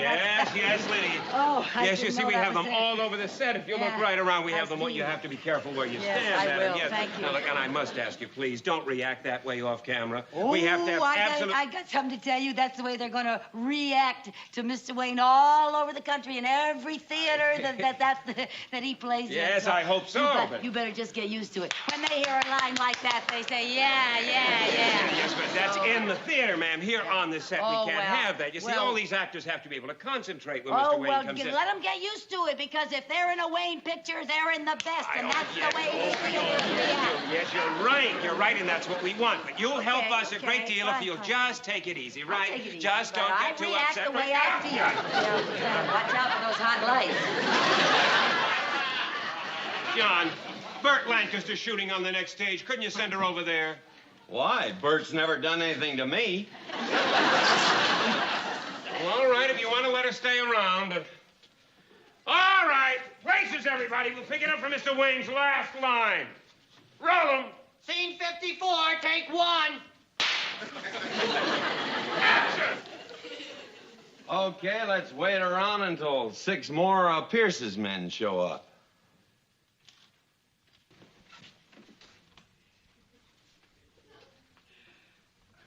Howdy, Tall. Been a long time. Yeah. Been a long time. You mouth off like that again, and you'll be a dead man. Cut! I didn't do anything. I didn't move. Here you and the boys have been looking for me, Pierce. That's right, Tall. Well, now you can stop looking and start talking. Well... You mouth off like that again, and you'll be pushing up daisies. If you're looking for trouble, Tall, I got plenty of boys that can give it to you. Nice to Mr. Wayne. Well, I know that. We're just trying to... Look at her standing there with that silly... These are all my friends. Why, actually, this fella and I started together 20 years ago. Yeah, way over 20. Never mind. How good of friends we are. All right, let's get back to work. Now, look, John, this time I want you to take one of these blood capsules, put it in your mouth, bite down on it during the fight so we get a good shot of the blood, huh? Okay. I just had no idea that they were so rough. He could really get hurt. I've seen Mr. Wayne get hurt plenty of times. You have? Sure, sometimes those stuntmen are so anxious to make things look good that they get carried away. I'll say they do, and I think this is one of the times they got carried away. All right, folks, a very important scene. I want it to go well. The action where Chuck gets the knife from Helen, right? You ready? Make it good, gang. Roll 'em! Scene 57, take one. All right, lady, that's all. Now you're gonna have to leave. Oh, why should I leave? I'm Mr. Wayne's best fan. I didn't mean to hurt him. I didn't mean to do him any harm. Say something, Mr. Wayne. Goodbye, He called me honey. He called me honey. Mary Jane's presence in the newly rearranged apartment serves as both comic relief and necessary narrative catalyst. She has arrived expecting to meet a refined librarian roommate and has instead encountered a woman whose laugh can fill a room like a hyena's call, whose sneeze resembles a sonic event, and whose first act of domestic occupation has been to reinvent the furniture arrangement according to an internal logic that privileges a goldfish's viewing habits. The formal introduction between Carol and Mary Jane is conducted with the surface politeness that the situation demands, yet the undercurrents are already rich with comic tension. Carol, still carrying the slightly formal demeanor of a woman more comfortable among books than among new acquaintances, offers the small social currency of the ribbon she has found on Lucy's dresser. The inquiry is innocent, the response it receives is pure Lucy. The ribbon is a relic of a long-ago beauty contest in which Lucy placed fourth. Carol's reaction is immediate and unrestrained, the full hyena laugh that Lucy has already described to Mary Jane in private. The sound is so sudden and so complete that both women are momentarily held in place by it. Lucille Ball's face during the laughter is a portrait of polite endurance, mixed with the private calculation of how many such eruptions a shared apartment can reasonably contain. Carol's explanation that she was merely vocalizing and that this is the way she vocalizes because she sings in a choir adds another layer to the accumulating portrait. The choir meets every Saturday afternoon. She has little social life beyond it. She is shy around people, yet singing allows her to feel more at ease. The self-description is consistent and oddly moving. Carol is not unaware of her own social limitations. She has simply organized her life around the few activities that do not trigger her anxiety. When Mary Jane and Lucy press gently for more information about her leisure hours, Carol's answers remain firmly within the orbit of the library. She reads a great deal. Sometimes the girls from the library go out after closing, but their destination is an after-hours research library near the university that remains open until 10 o'clock. The revelation that Carol's idea of nightlife is another library is delivered without irony on her part and received with a mixture of amusement and mild despair by the other two women. Lucy's attempt to steer the conversation toward the possibility of meeting young men from the university produces the first clear physical symptom of Carol's deeper discomfort: the hiccups. The hiccups arrive the moment the topic of boys is introduced, and they continue with comic persistence. Carol attributes them to nervousness, and the audience understands that the nervousness is specifically social and specifically romantic. It is at this juncture that Lucy and Mary Jane, alone for a moment while Carol is otherwise occupied, make the decision that will propel the next major movement of the episode. They must get that poor girl out of her shell. The language is affectionate and slightly condescending in the classic manner of well-meaning friends. Carol's shyness is interpreted not as a settled temperament but as a condition that can be cured by the right kind of social intervention. Mary Jane suggests a party. Lucy seizes on the idea with characteristic enthusiasm and immediately nominates the musicians who live across the hall. They are nice, she insists, and just kooky enough to draw Carol out. The word kooky is important. It signals that Lucy already understands that ordinary conventional young men might not be equal to the task. Carol's eccentricity requires an answering eccentricity if the shell is to be cracked. Yet, even as she commits to the plan, Lucy allows herself a private moment of doubt that is pure character comedy. Maybe she belongs in a shell, she confides to Mary Jane, because I think she's some kind of a nut. The line is spoken with affectionate exasperation rather than rejection. Lucy has not given up on Carol, she has simply begun to recognize the scale of the project she has undertaken. The practical preparations for the party provide a welcome interlude of visual comedy and domestic energy. Lucy and Mary Jane move through the apartment with purposeful efficiency, pushing tables together to create a surface for food and drink, shifting the dining table farther back to open space for dancing. The same living room that Carol rearranged only a short time earlier is now being rearranged again. This time, according to the requirements of a social gathering designed to transform its most recent occupant. The irony is gentle and unspoken. Carol's aesthetic vision is being temporarily overridden by the demands of the very party intended to liberate her. Lucille Ball plays the preparation scenes with the bright, slightly frantic optimism that is her specialty. She is already imagining the success of the evening, already casting the musicians as agents of Carol's social awakening. Mary Jane, more grounded, simply helps move furniture and offers the practical encouragement of a true friend. The arrival of the musicians themselves is staged with the show's customary economy and precision. They appear with instruments, a pizza and a bottle of Chianti, announcing their presence with the cheerful self-interest of young men who have been promised free food and the company of an interesting woman. Their opening banter is pure period flavor. Neither rain nor sleet nor snow could keep us from our appointed freeloading. The joke lands lightly, establishing them as good-natured opportunists rather than serious threats. When they inquire after the swinging chick Mary Jane has described, the gap between expectation and reality becomes the central comic engine of the scene. Lucy is forced to correct the record in real time. Carol is not exactly a swinging chick. She is very nice but rather shy and inhibited. The party has been arranged precisely to bring her out of her shell. The musicians absorb the information with the flexible good humor of young men who have already arrived and do not intend to leave without eating. One of them, Mel, is nominated as especially skilled at drawing girls out of things. The claim is immediately undercut by his companion's teasing suggestion that he once got a girl out of Cincinnati. The joke is silly, affectionate and perfectly in keeping with the light tone the series maintains even when dealing with social anxiety.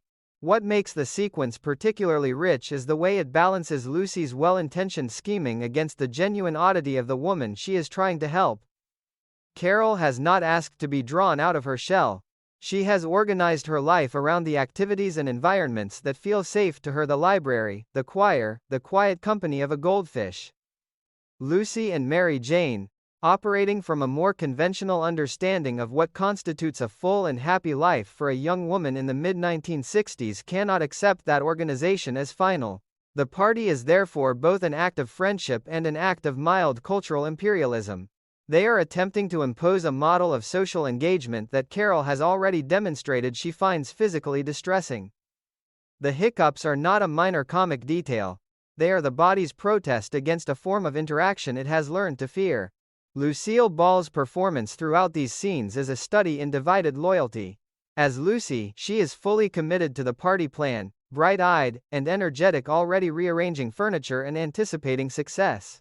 At the same time, she allows small flickers of private doubt to surface in her conversations with Mary Jane.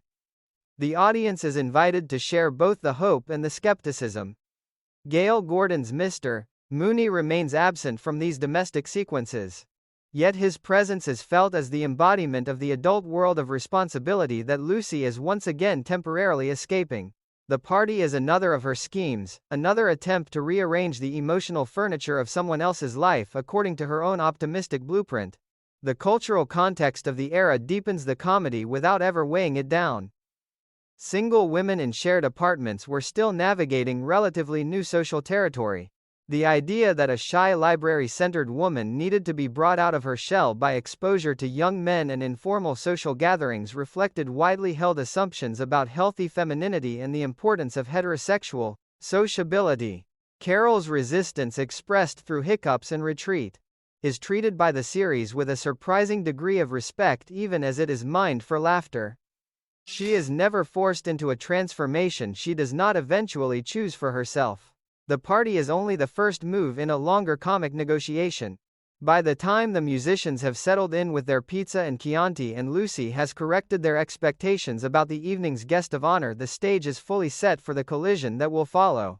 Carol is still in the shower or otherwise occupied, unaware that her carefully maintained solitude is about to be invaded by well-meaning friends and kooky musicians. Lucy is vibrating with the particular energy she always brings to a new scheme. Mary Jane is present as the loyal second, ready to help manage the consequences. Harvey the goldfish remains in his privileged viewing position, an impassive witness to the human comedy unfolding around him. The decision to throw a party has been made with affection, optimism, and only the mildest private reservations. The audience, already fond of all the principals, settles in to watch the plan encounter the immovable object of Carol Bradford's temperament. The comedy that follows will be physical, verbal, and deeply rooted in the clash between one woman's desire to help and another woman's right to remain at least for a while longer inside the shell she has built for herself. The arrival of the musicians transforms Lucy Carmichael's apartment from a site of tentative domestic negotiation into a fully operational arena of social experiment.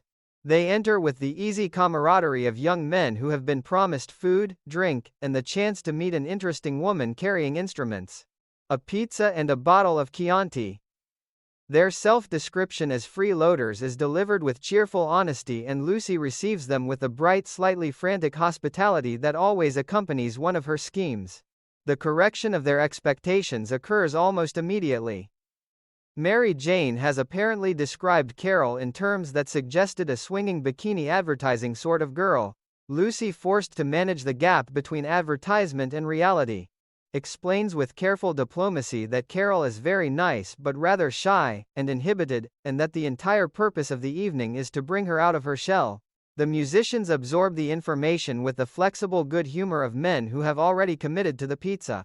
One of them, Mel, is nominated as particularly skilled at drawing girls out of things. The claim is immediately undercut by the teasing suggestion that he once extracted a girl from Cincinnati. The joke is light, affectionate, and perfectly calibrated to the tone of the series. Carol's entrance into this prepared environment is a master class in reluctant participation. She appears book in hand and attempts to decline the invitation with the polite firmness of a woman who has already decided that her evening belongs to literature. She is not much of a party crasher, she explains. Lucy's insistence that she is the guest of honor rather than a crasher only increases the pressure. The physical comedy of the moment is subtle but precise.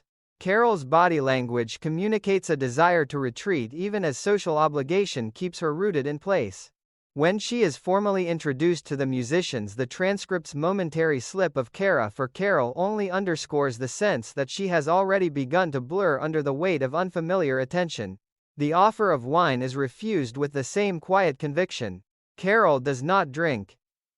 Lucy's attempt to reframe the Chianti as mere Italian water, the sort of thing they drink like ordinary water in Italy, produces one of Carol's rare flashes of dry wit. She is a firm believer in drinking a lot of water.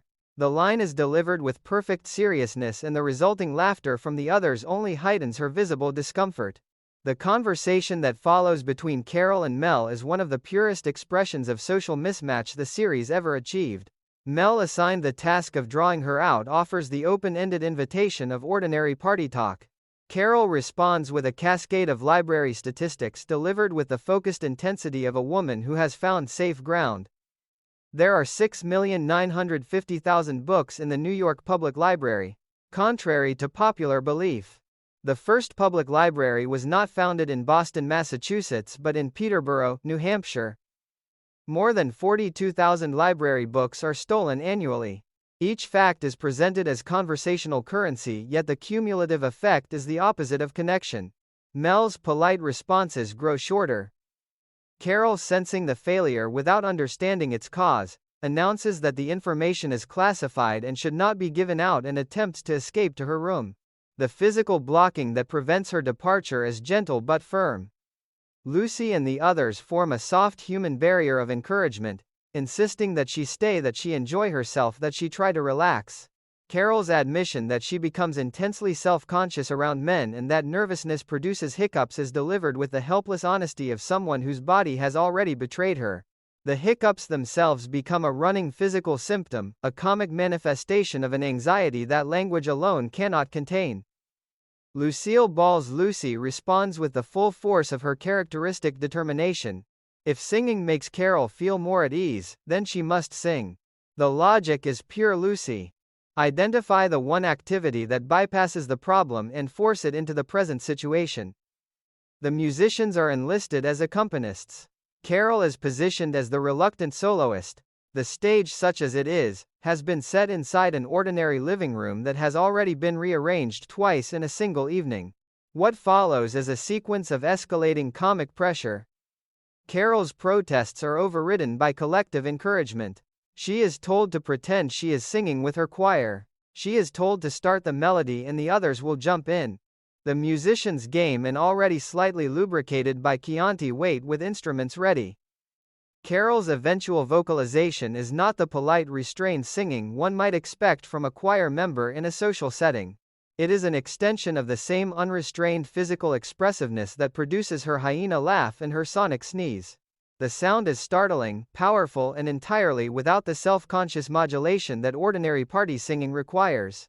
The musicians' reactions, the other women's reactions, and Lucille Ball's own carefully calibrated response form a perfect comic chord. Lucy has succeeded in making Carol sing. Whether she has succeeded in making Carol comfortable remains an open and richly comic question.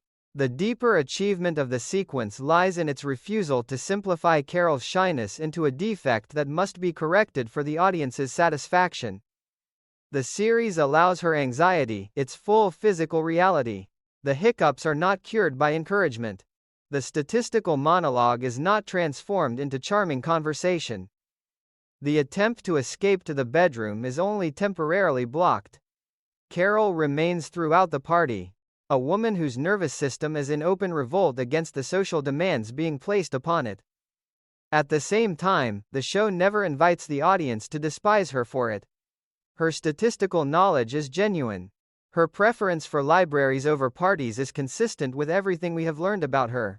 Her voice when it finally emerges is powerful enough to suggest that the choir is not merely a refuge but a place where something real and impressive occurs. Lucille Ball navigates the scene with the dual awareness that defines her best work.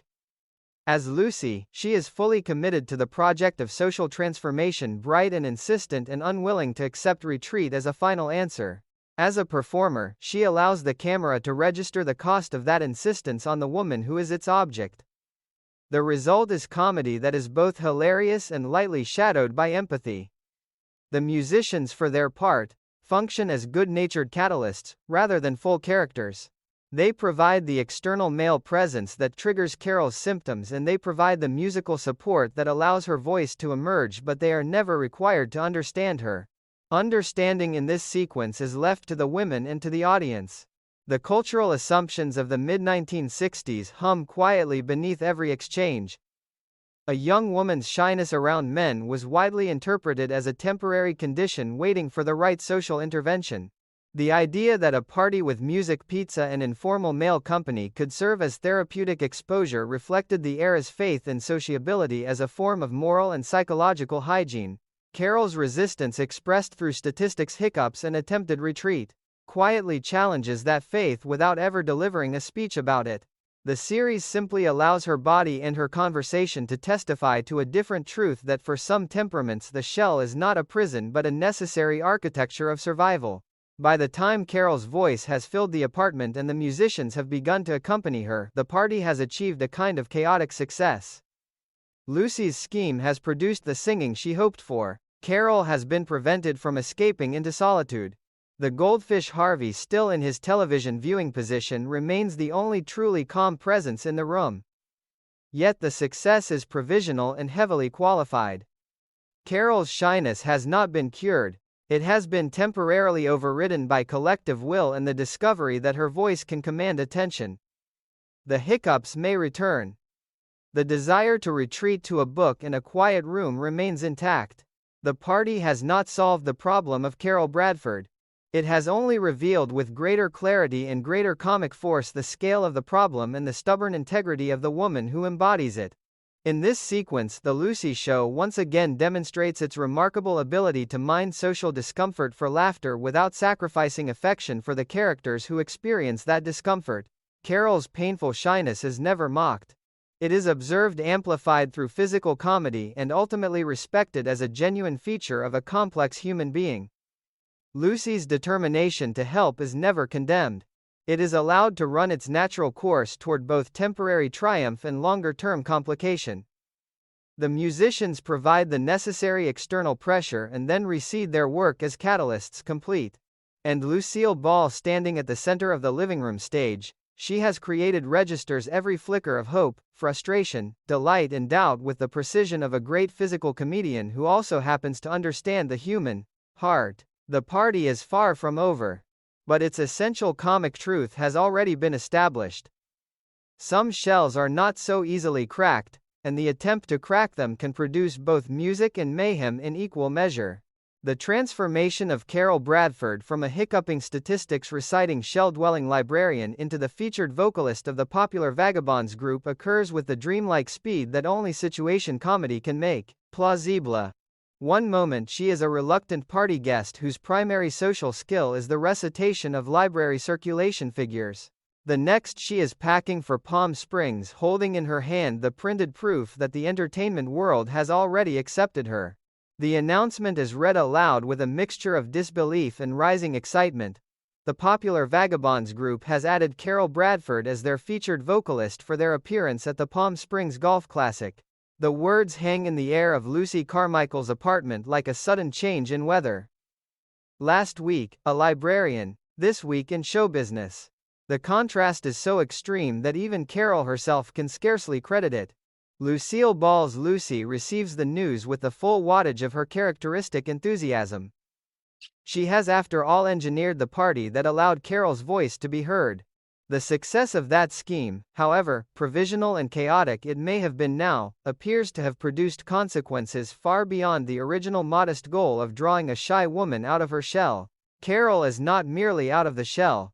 She has been catapulted into a professional engagement at one of the desert's most glittering seasonal events.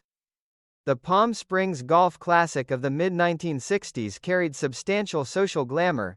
It attracted wealthy sportsmen, celebrities, and the kind of eligible bachelors, whose names appeared in newspaper columns. For a woman who only days earlier had described an after-hours research library as her primary nightlife, the invitation represents a vertiginous leap into an entirely different register of existence. Carol's reaction is a perfect continuation of the character established in the preceding scenes. She is thrilled, she is grateful, and she is already producing hiccups from sheer nervousness. The physical symptom that first appeared at the mention of boys now returns at the prospect of professional performance and public attention. She wishes with transparent sincerity that Lucy could accompany her. The desert is beautiful. She would meet such a lot of people. It would be such fun. The appeal is both practical and emotional. Carol has never navigated the world of show business travel and celebrity-adjacent social events. The presence of the one person who has already seen her at her most awkward and still offered friendship would be a profound comfort. Lucy's immediate response is pure longing. She would love to go. The longing is then checked by the two immutable realities of her life, money, and Mr. Mooney. She cannot afford a trip to Palm Springs, and her employer is bringing work to the apartment for the weekend. It is Carol who first proposes the classic Lucy solution: pretend to be sick so that Mr. Mooney will have to find someone else to do the work. The suggestion is offered with the same earnest helpfulness that characterizes all of Carol's attempts at reciprocity. She has been given an extraordinary opportunity. The least she can do is help her new friend share it. Lucy's initial resistance is half-hearted at best. The idea of a feigned illness is so thoroughly in her own comic wheelhouse that the audience can almost see the scheme assembling itself behind her eyes. Possible symptoms are floated: a sore throat, a broken arm. Each is considered and discarded with the practical speed of a woman who has improvised her way out of many previous obligations. The broken arm is rejected because it would be difficult to sustain convincingly over an entire weekend of desert sunshine and evening performances. Something more mysterious, more flexible, more difficult for a non-medical employer to challenge will be required. The conversation that unfolds is a quiet masterclass in the ethics of Lucy scheming. Carol, still new to the household and to Lucy's methods, offers the plan with genuine innocence. Lucy receives it with the practiced calculation of a veteran. She wants to go. She wants the adventure, the sunshine, the proximity to eligible millionaires, and the chance to continue the project of drawing Carol more fully into the world. At the same time, she is aware that Mr. Mooney's patience, already a scarce resource, will be tested by any obvious deception. The solution that will eventually emerge, the invention of the highly contagious yet strangely selective CC virus, is still a few beats away, but its comic DNA is already present in this exchange. The two women are collaborating on a small domestic conspiracy whose purpose is the pursuit of pleasure and companionship rather than any darker gain. What makes the sequence particularly rich is the speed with which Carol's professional identity has been rewritten. The series does not pause to explain how a single evening of living room singing translated into a formal engagement with an established musical group. The logic of situation comedy simply asserts the transformation and invites the audience to enjoy the consequences. Carol herself articulates the astonishment she cannot believe it. The printed announcement is offered as proof against her own skepticism. In the world of the Lucy Show, a powerful voice and a single public performance are sufficient credentials for a desert engagement. The show's faith in the sudden, almost magical efficacy of talent is part of its essential optimism. Carol's voice, once released from the constraints of library silence and social anxiety, is treated as a force capable of rearranging her entire life within a matter of days. Lucille Ball plays Lucy's response to the invitation with layered precision. There is genuine delight for Carol's good fortune. There is unmistakable envy of the adventure itself. There is the rapid mental inventory of obstacles and possible workarounds. And there is the already forming determination that those obstacles will not be allowed to stand. The performance never tips into pure selfishness. Lucy wants to go because the trip sounds wonderful, because Carol wants her there. And because the alternative is a weekend of dictation and Mr. Mooney's disapproving presence. All three motives coexist without canceling one another. The result is a characteristically complex comic impulse. The desire to help a friend and the desire to escape one's own life are for Lucy Carmichael often the same desire wearing different hats. The cultural setting of Palm Springs in the mid-1960s adds a specific glitter to the invitation. The desert resort was already established as a playground for the wealthy, the sporting and the famous. A golf classic held there would have drawn precisely the sort of men Carol's earlier statistical monologue and hiccuping anxiety had rendered remote, confident, affluent, at ease in the world of leisure and competition. For a woman whose primary social venue had been the stacks of a research library, the prospect of performing in such an environment carried both professional validation and profound personal risk. Carol's repeated wish that Lucy accompany her is therefore more than casual friendship. It is a request for an emotional safety net in a setting that threatens to overwhelm her. By the end of the sequence, the essential bargain has been struck even if its practical details remain to be improvised. Carol is going to Palm Springs as a featured vocalist. Lucy is going to find a way to go with her. The method will involve a simulated illness artfully presented to Mr. Mooney. The goldfish Harvey, the rearranged furniture, the hyena laugh and the sonic sneeze are all temporarily set aside in favor of the larger adventure. The nervous librarian has become a professional singer. The woman who got hiccups at the mention of boys is about to perform in front of crowds that will include some of the most eligible bachelors in the country. And Lucy Carmichael, true to her nature, has already begun to rewrite the terms of her own weekend so that she will not be left behind. The comedy of the transformation lies in its cheerful improbability and in the absolute sincerity with which both women accept it. Carol's astonishment is real. Lucy's determination is real. The Palm Springs engagement is treated not as a fantasy but as a concrete opportunity that must be seized before it vanishes. In the world of the Lucy Show, such opportunities appear with convenient frequency. And the characters' willingness to rearrange their lives around them is part of the series' enduring charm. The nervous librarian has been launched into the desert light. The only remaining question is how many ordinary obligations will have to be bent, broken or creatively reimagined in order for her friend to follow. The arrival of Mr. Mooney at Lucy Carmichael's apartment on the morning of the planned departure for Palm Springs converts a private domestic conspiracy into a full theatrical performance. Gail Gordon's long-suffering banker enters with the purposeful stride of a man who has brought work to be done and expects it to be done. What he encounters instead is a carefully staged tableau of invalidism. Lucy, already positioned as an invalid who cannot manage the stairs, greets him with the weak, wavering voice of a woman who has been struck down by sudden illness. "Forgive me for not going to the door, but I was just unable to climb those stairs." The line is delivered with the precise mixture of frailty and lingering brightness that Lucille Ball had perfected across years of similar deceptions. Mr. Mooney's response is pure character. Concern is present, but it is immediately subordinated to the practical philosophy that people who keep busy working feel better. The clash between his work ethic and Lucy's desire for escape is the engine of the scene. Carol Bradford, newly enlisted as co-conspirator and former nurse, steps into the role with an earnestness that is both helpful and slightly alarming. She introduces herself with polite formality and then proceeds to diagnose the patient. Lucy, she announces, has been very sick all day. The invention of the specific illness follows with the improvisational speed that marks all of Lucy's best schemes. It is a CC virus. The name is meaningless and therefore perfect. It sounds clinical without inviting immediate contradiction from a non-medical man. When Mr. Mooney inquires further, Carol elaborates with rising confidence, "The virus is very contagious." The declaration produces the desired effect. Mr. Mooney's instinct for self-preservation begins to wrestle with his sense of duty. Carol presses the advantage. He should not even be in the apartment. The comic pivot arrives when Mr. Mooney, demonstrating the logical mind that has made him a successful banker, asks the obvious question: if the virus is so contagious, why is Carol herself present and apparently healthy? The moment is dangerous.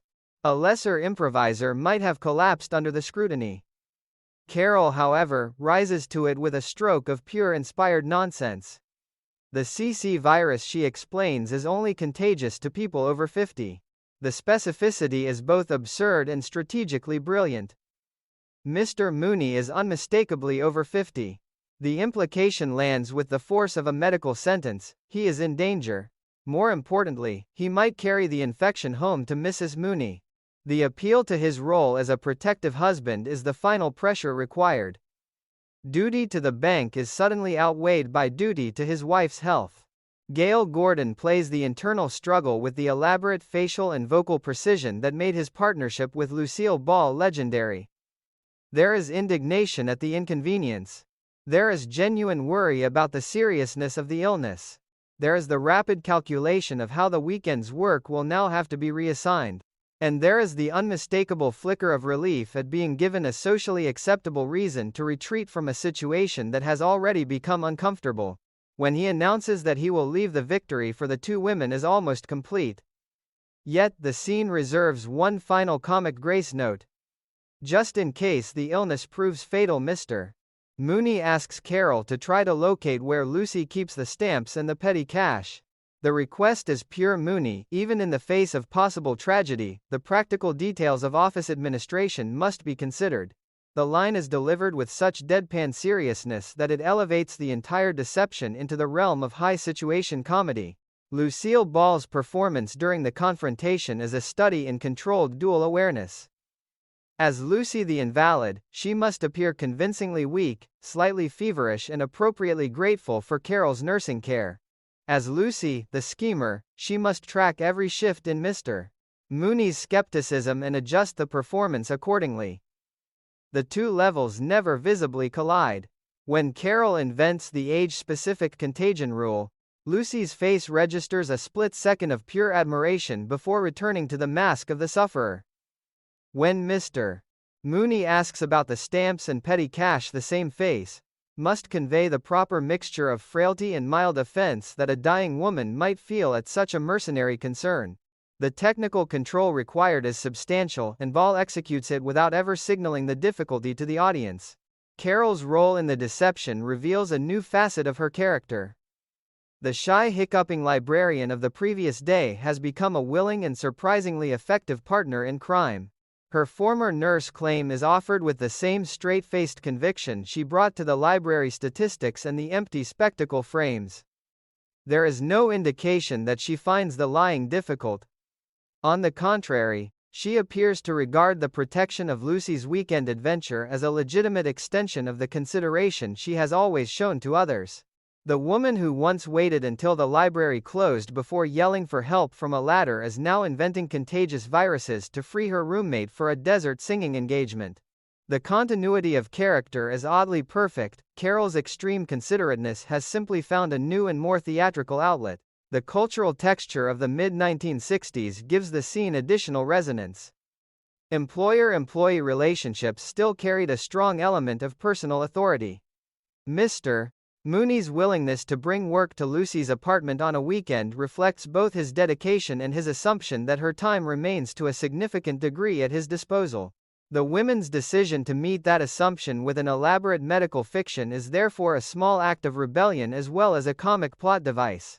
At the same time, the ease with which a vague viral diagnosis is accepted speaks to an era before the internet, before instant medical information, and before the widespread questioning of professional authority.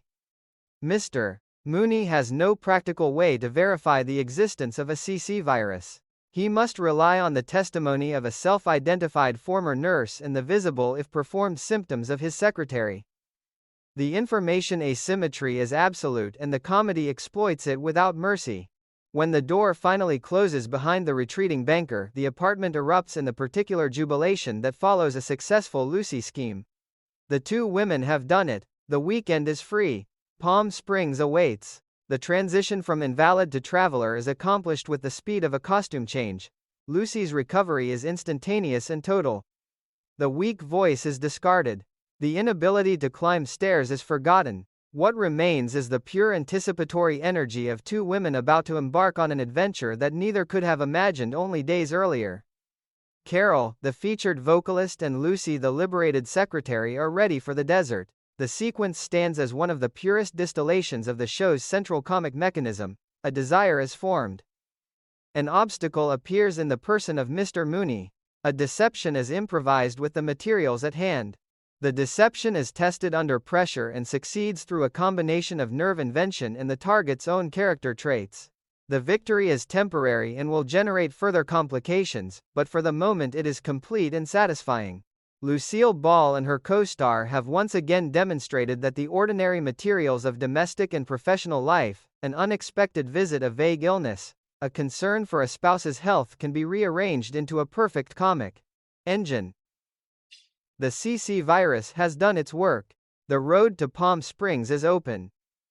And the audience, fully aware that further chaos awaits, settles in with the happy certainty that Lucille Ball will meet it with the same mixture of optimism, invention, and physical precision that has already carried her through the first great deception of the episode. The transition from the confined comedy of Lucy Carmichael's apartment to the sun-drenched openness of Palm Springs is accomplished with the series' characteristic efficiency and visual pleasure. One moment the two women are celebrating the successful deception of Mr. Mooney. The next they are standing in a brightly appointed hotel room exclaiming over colors, light, and the simple luxury of being somewhere else. The desert resort of the mid-1960s carried a specific glamour that the episode captures without needing elaborate location footage. Palm Springs was already established as a playground for the affluent, the sporting, and the casually famous. To arrive there as part of a musical act engaged for the golf classic was to step, however briefly, into a world of ease and visibility that neither Lucy nor Carol ordinarily inhabited. Lucille Ball's Lucy registers the change with the full-bodied delight of a woman who has temporarily outrun her ordinary obligations. The rooms are beautiful. The colors are too much. The entire atmosphere feels like a reward for successful scheming. The tanning sequences that follow are pure domestic physical comedy transplanted into an exotic setting. Lucy examines her foot and declares progress only to be informed that the color is shoe dye rather than sun. The discovery produces one of those small perfect Lucy reactions, disappointment mixed with practical admiration for the dye's effectiveness. They ought to bottle it, she observes. It works better than the suntan lotion. The conversation that unfolds between the two women about the difficulties of achieving an even tan is a quiet masterclass in the banal intimacies of female friendship. Lucy wants sun on her neck so she will not have a white blotch. Carol understands the problem of the inside of the arms, those treacherous zones that resist color. The exchange is specific, slightly obsessive, and completely recognizable. In the middle of a professional singing engagement at a glamorous desert resort, the two women are absorbed in the eternal feminine project of managing the body's appearance under the sun. Harvey the goldfish is nowhere in evidence. The goldfish has been left behind with the ordinary life they have temporarily escaped. The arrival of Mr. Haskell, the hotel manager, introduces the first serious threat to Lucy's unauthorized presence. He has engaged the vagabonds under the impression that the act contained only one woman.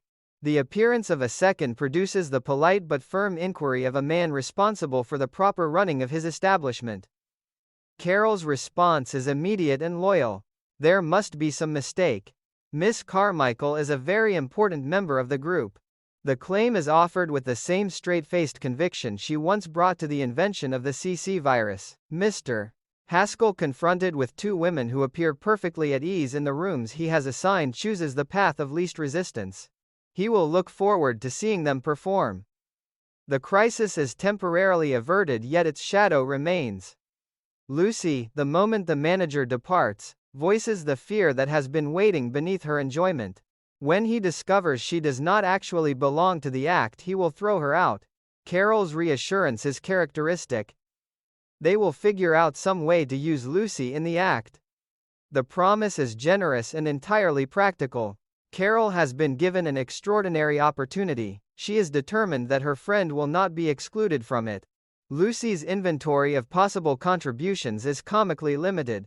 She can play Glow Little Glowworm on the E-flat alto saxophone, a skill acquired in the 8th grade and apparently not improved upon since. The admission is delivered with the rueful honesty of a woman who knows her limitations. Carol's response is gentle but realistic. This does not appear to be a little glowworm audience. The Desert Golf Classic crowd is unlikely to be moved by a middle school instrumental novelty. Lucy's immediate impulse is to begin packing. The fear of exposure and ejection is stronger for a moment than the desire to stay. What follows is a quiet and revealing exchange about loyalty and need. Carol does not want Lucy to leave. She is going to be nervous. She wants her friend there. The admission returns the relationship to the emotional ground established in the apartment scenes. Carol's professional elevation has not erased her underlying anxiety. It has merely relocated it to a more glamorous setting. Lucy's presence is still required as an emotional anchor. The plea is effective. Lucy stays. The decision is made not through any practical solution to the problem of her non-membership in the act but through the simple force of friendship and the refusal to abandon a companion who has asked her to remain. The public performance that soon follows is staged as a chaotic triumph of improvisation. The announcer presents The Vagabonds featuring both Carol Bradford and Lucy Carmichael. The billing itself is an act of collective fiction. What the audience of the golf classic actually hears is a heady mixture of styles and languages, fragments of Hawaiian-themed novelty, mock Spanish, and pure nonsensical exuberance. Lucy, pressed into service without preparation or clear role, survives the number through sheer nerve and the protective presence of the professional musicians. The sequence is deliberately messy. It is not a polished musical interlude. It is the comic spectacle of an amateur being carried by professionals while trying not to look entirely out of place. Lucille Ball's physical performance during the number is a study in controlled panic mixed with determined showmanship. She hits marks she does not know, approximates choreography she has never learned, and projects the bright smile of a woman who has decided that commitment is the only available strategy. The deeper comedy of the Palm Springs sequences lies in the collision between the women's ordinary identities and the glamorous environment that has temporarily claimed them. Lucy is still the secretary who only days earlier was inventing viral diseases to escape weekend work. Carol is still the librarian who gets hiccups at the thought of male attention. Yet here they are installed in a good hotel, managing suntans, negotiating with management, and performing for a crowd that includes wealthy sportsmen and socialites. The series never pretends that the transformation is complete or secure. The hotel manager's suspicion remains a live possibility. Lucy's lack of any genuine function in the act remains an unsolved problem. Carol's nerves remain close to the surface. The glamour is real, but it is also borrowed and precarious. Lucille Ball plays the entire desert sojourn with the layered awareness that is her hallmark. There is genuine pleasure in the sunshine, the colors, the temporary freedom from Mr. Mooney. There is equally genuine anxiety about discovery and ejection. There is loyalty to Carol and a clear-eyed recognition that the loyalty is being tested by circumstances neither woman fully controls. The tanning rituals, the manager confrontation, the desperate inventory of useless talents, and the eventual chaotic performance form a complete comic arc of aspiration, threat, improvisation, and provisional survival. By the time the musical number ends and Lucy is able to claim that she has at least fooled the manager for the moment, the audience understands that the Palm Springs adventure has already delivered both the pleasure and the complication that define every major Lucy scheme. The cultural setting of Palm Springs in that era deepens the resonance. The desert resort represented a particular mid-century fantasy of leisure, sunshine, and social mobility. To appear there as a performer was to claim a temporary place in a world that most working women only read about. The episode allows its heroines that claim while never letting them or the audience forget the ordinary realities that wait back home. The CC virus will not protect Lucy forever. The hotel manager may yet discover the truth. The eligible bachelors of the golf tournament remain for the moment distant figures. Yet for a brief span of desert days, the two women are exactly where they wanted to be, together in the sun and just far enough ahead of consequence to enjoy the view. The post-performance glow that surrounds Lucy Carmichael and Carol Bradford in Palm Springs is short-lived, for the desert immediately presents them with a new and more glittering object of attention. The names of the golfers entered in the tournament are displayed in a manner that Carol, with sudden commercial poetry, compares to bargains in a supermarket. Among those names is Colin Grant, millionaire sportsman, celebrated big game hunter, deep-sea fisherman, and accomplished golfer. The mere sight of the name produces in Carol an instantaneous and total romantic conversion. He is not only rich and handsome and adventurous, he is most deliciously of all single. The observation is offered with the wide-eyed intensity of a woman who has spent her recent life among library stacks and choir rehearsals and who now finds herself in the temporary presence of a figure from an entirely different order of existence. Lucille Ball's Lucy receives the information with a more measured but equally interested calculation. She has not come to Palm Springs to remain a spectator. The eligible bachelors of the Golf Classic were part of the original attraction of the trip, and Colin Grant represents the most concentrated form of that attraction. Yet, the approach must be managed with care. Carol herself articulates the governing social principle of the moment: she could never run after a man. She regards the open pursuit of male attention as the most foolish thing a woman can do. The principle is both sincere and strategically useful. It allows the two women to construct a plan that preserves the appearance of feminine reserve while still achieving contact. The plan is simple and classic. Carol will request Mr. Grant's autograph, claiming it is for her girlfriend. She will then engineer an introduction. The execution of the first half of the plan is a small comic gem. Carol approaches with the careful brightness of a woman performing a favor for a friend. She obtains the autograph. She then expands the request into a full character sketch of the absent girlfriend, a woman crazy about big game hunting, safaris, and the jungle. Colin Grant, whose public persona is built on precisely those pursuits, registers interest. When he asks why the girlfriend did not request the autograph herself, Carol delivers the prepared explanation with perfect timing. The friend is very standoffish about men. She cannot stand women who are always chasing after men. The description is catnip to a man who has just publicly confessed that he is having trouble finding the right girl, someone interested in the things he likes, someone who does not throw herself at him. The standoffish friend is produced at once. Lucy is led forward. The introduction that follows is a master class in collaborative fabrication. Carol, now fully committed to the elevation of her roommate, invents a hunting history for Lucy that is both extravagant and oddly coherent. Last winter, Lucy needed a new rug for her ski lodge. She took a little old rifle and went out after a grizzly bear.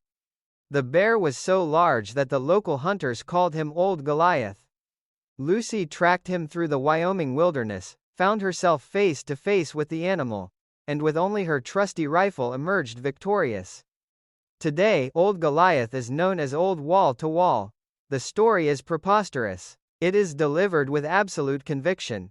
Lucille Ball's Lucy, standing beside the inventor of her new biography, must react in real time to each escalating detail. Her face moves through surprise, alarm, reluctant admiration, and finally a kind of helpless commitment to the narrative that has been constructed around her. When Colin Grant asks whether the rifle was a 30-30 or a 40-40, Lucy's answer, about 50-50, is a perfect small explosion of panic and improvisation. Carol smoothly reinterprets the reply as a humorous observation that the bear was as frightened as the hunter. The recovery is seamless. Colin Grant is charmed. The combination of apparent sporting credentials and self-deprecating humor is exactly the mixture he has been seeking. He had not planned to attend the dinner dance that evening, but he is now prepared to change his plans if Miss Carmichael will be his dinner partner. The invitation is the direct payoff of the entire constructed encounter. Lucy's response is a final exquisite turn of the same comic screw. She does not accept with open delight. She explains that she has been swamped with invitations. She will, however, be glad to put his name on the list. When he protests that he does not wish to intrude at the top of the list, she graciously settles the matter at 8:30. The entire negotiation is conducted with the cool self-possession of a woman who has been hunting grizzlies in Wyoming and is therefore accustomed to managing large and potentially dangerous males. The private celebration that follows the successful invitation is pure Lucy and Carol. The two women have pulled off a social maneuver of considerable complexity. They have transformed a shy librarian's accidental proximity to a millionaire sportsman into a formal dinner engagement for the secretary who only days earlier was inventing viral diseases to escape weekend work. The triumph is real and delicious. Yet the series, true to its nature, does not allow the triumph to remain uncomplicated for long. The sudden appearance of Mr. Mooney in Palm Springs is the narrative equivalent of a trapdoor opening beneath the celebrants. The man they had successfully deceived with the CC virus has followed them into the desert, and the entire carefully constructed weekend is suddenly under threat. What gives the Colin Grant sequence its lasting comic force is the precision with which it balances character and contrivance. Carol's romantic susceptibility is completely consistent with the woman who once got hiccups at the mere mention of boys. The same nervous system that produced physical symptoms in a living room is now producing rapturous idealization in the desert. Lucy's willingness to be rewritten as a grisly hunting ski lodge owner is completely consistent with the woman who has spent years improvising her way into and out of impossible situations. The collaboration between them is the true heart of the comedy. Neither woman could have managed the encounter alone. Carol supplies the initial approach and the escalating fabrications. Lucy supplies the reactive performance that makes the fabrications appear almost plausible. Together, they create a temporary reality in which Lucy Carmichael is exactly the sort of woman Colin Grant has been seeking. The cultural setting of the mid-1960s supplies additional resonance. The figure of the millionaire sportsman who hunts big game and plays tournament golf belonged to a recognizable popular fantasy. The idea that such a man would be drawn to a woman who shared his outdoor interests rather than to the more obvious beauties who threw themselves at him reflected a particular romantic ideal of the period, the companionate partnership based on mutual pursuits. Carol's invented biography for Lucy is therefore not random nonsense. It is a carefully tailored appeal to the precise ideal Colin Grant has already articulated in his radio interview. The comedy lies in the gap between the tailored appeal and the actual woman standing in front of him, a secretary from the city whose primary recent experience of the outdoors has been the management of a goldfish bowl. Lucille Ball plays the entire sequence with the layered control that defines her greatest work. She must register Lucy's private astonishment at each new detail of her fabricated past, while simultaneously projecting the outward composure of a woman who has in fact faced down old Goliath. She must accept a dinner invitation with the coolness of someone who has options while allowing the audience to see the internal jubilation of someone who has just been handed an unexpected prize. The technical demand is high and she meets it without ever appearing to strain.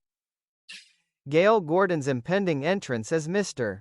Mooney is already casting its shadow, but for these few minutes the desert belongs to the two women and the millionaire they have temporarily convinced. By the time Colin Grant departs for the practice tee and the two friends are left to savor their success, the episode has completed one of its most satisfying comic movements. A chance sighting has been converted into a formal social engagement through the collaborative application of nerve invention and precise knowledge of the target's romantic preferences. The grizzly bear old Goliath has done his work. The dinner dance awaits. And the audience, fully aware that Mr. Mooney is already on the ground, settles in for the inevitable collision between the fantasy the women have constructed and the ordinary professional reality that has followed them into the sun. The sudden appearance of Mr. Mooney in the sunlit glamour of Palm Springs is one of those perfectly timed narrative detonations that the Lucy show specialized in. One moment Lucy Carmichael and Carol Bradford are savoring the success of their elaborate social maneuver with Colin Grant. The next moment the familiar formidable figure of Theodore J. Mooney stands before them, a living embodiment of the ordinary professional world they had so carefully escaped. The comic force of the entrance lies in its absolute incongruity. The desert resort, the golf classic, the millionaire sportsman, the dinner dance invitation, all of it collides at once with the banker who only days earlier had been convinced that his secretary was suffering from a mysterious and highly contagious CC virus. Lucille Ball's face, when she registers the identity of the newcomer, is a masterwork of collapsing delight. The private celebration dies in an instant. The carefully constructed weekend begins to unravel in real time. Carol Bradford, demonstrating the same loyal inventiveness she had shown in the original medical deception, immediately attempts to absorb the blame. It is all her fault. She forced Lucy to come down to the desert to bake out her virus. The explanation is offered with earnest urgency. She wants a nice, healthy girl showing up for work on Monday morning, does she not? The appeal is both logical and slightly desperate. Mr. Mooney's response is pure character. He is prepared to call the employment agency and have them send a replacement. The threat is delivered with the calm finality of a man who has reached the end of a long series of provocations. Lucy has been unwell. Lucy is now visibly well. Lucy is in Palm Springs, when she ought to be available for work. The conclusion from Mooney's perspective is obvious. Lucy's counter-appeal is a classic of the form. She draws herself up with the particular dignity of a woman who has been caught but is not yet prepared to surrender. Would he really fire a girl just because she got well? The question is phrased to place the moral burden on him. Mr. Mooney, briefly checked, falls back on practical authority. Now that she is well, she is to return to town and get to work. The order is clear. The moment of crisis has arrived. Lucy's refusal is immediate and absolute. She cannot leave. The reason she offers is the dinner date with Colin Grant, described with rising intensity as one of the most important nights of her entire life. The name lands with unexpected force. Mr. Mooney is not merely an employer who has tracked his secretary to the desert, he is Colin Grant's partner in the tournament. The revelation reconfigures the entire power dynamic of the scene. Lucy and Carol seize upon it with the speed of experienced improvisers. A man like Colin Grant does not like to be stood up. If Lucy fails to appear, the disappointment might throw him completely off his game the following day. The argument is expanded with increasingly elaborate and comic detail. A stood-up Colin Grant would be nothing but a big broken-hearted slob. It is hard for a big broken-hearted slob to putt when he has tears in his eyes. The image is ridiculous and strangely vivid.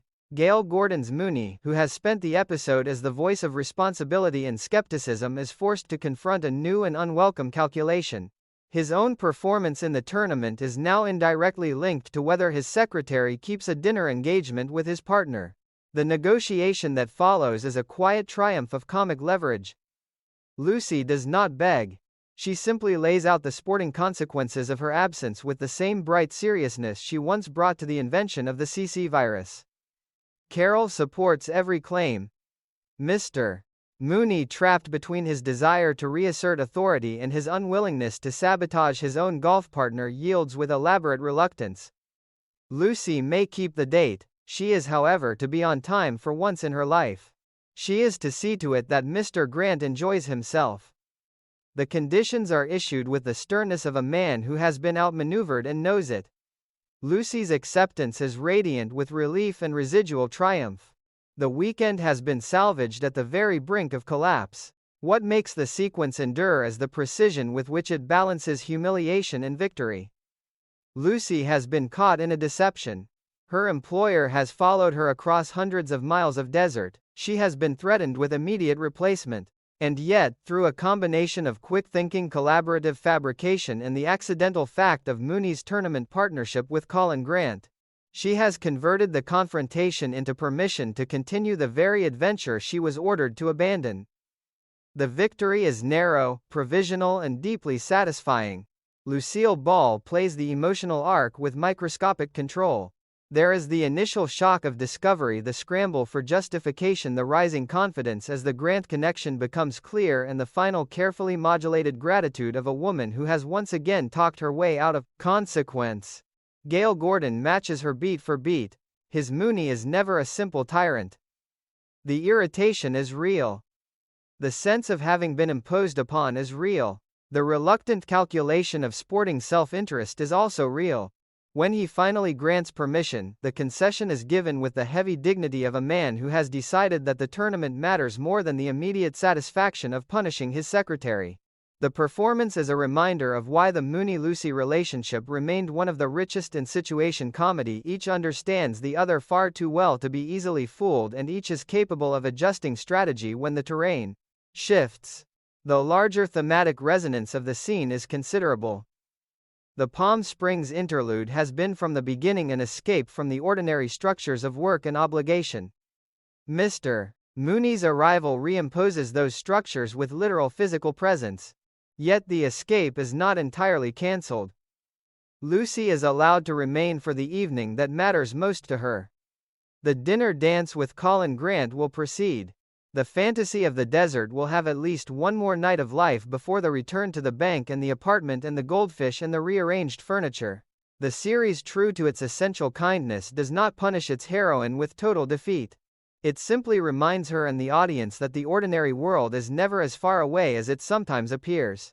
Carol's role in the confrontation is quietly crucial.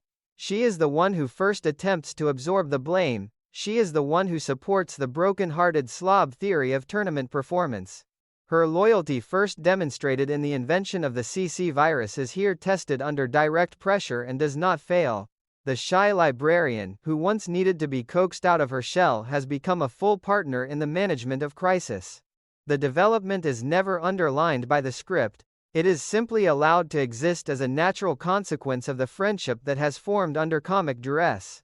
By the time Mr. Mooney departs with his conditions and his lingering disapproval, the emotional weather of the episode has shifted once again. The triumph of the Colin Grant invitation has been tempered by the near disaster of discovery. The freedom of the desert has been revealed as conditional and temporary.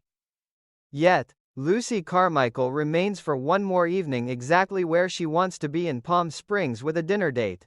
And with the reluctant permission of the one man who could have ended the adventure on the spot. The comic machinery of the series has once again performed its essential function. Desire has been threatened. Invention has been applied. A narrow path forward has been negotiated. And Lucille Ball, standing in the desert light with her hard-won evening still intact, prepares to meet whatever further complications the night and the following days will bring. The scene stands as a perfect mid-episode hinge.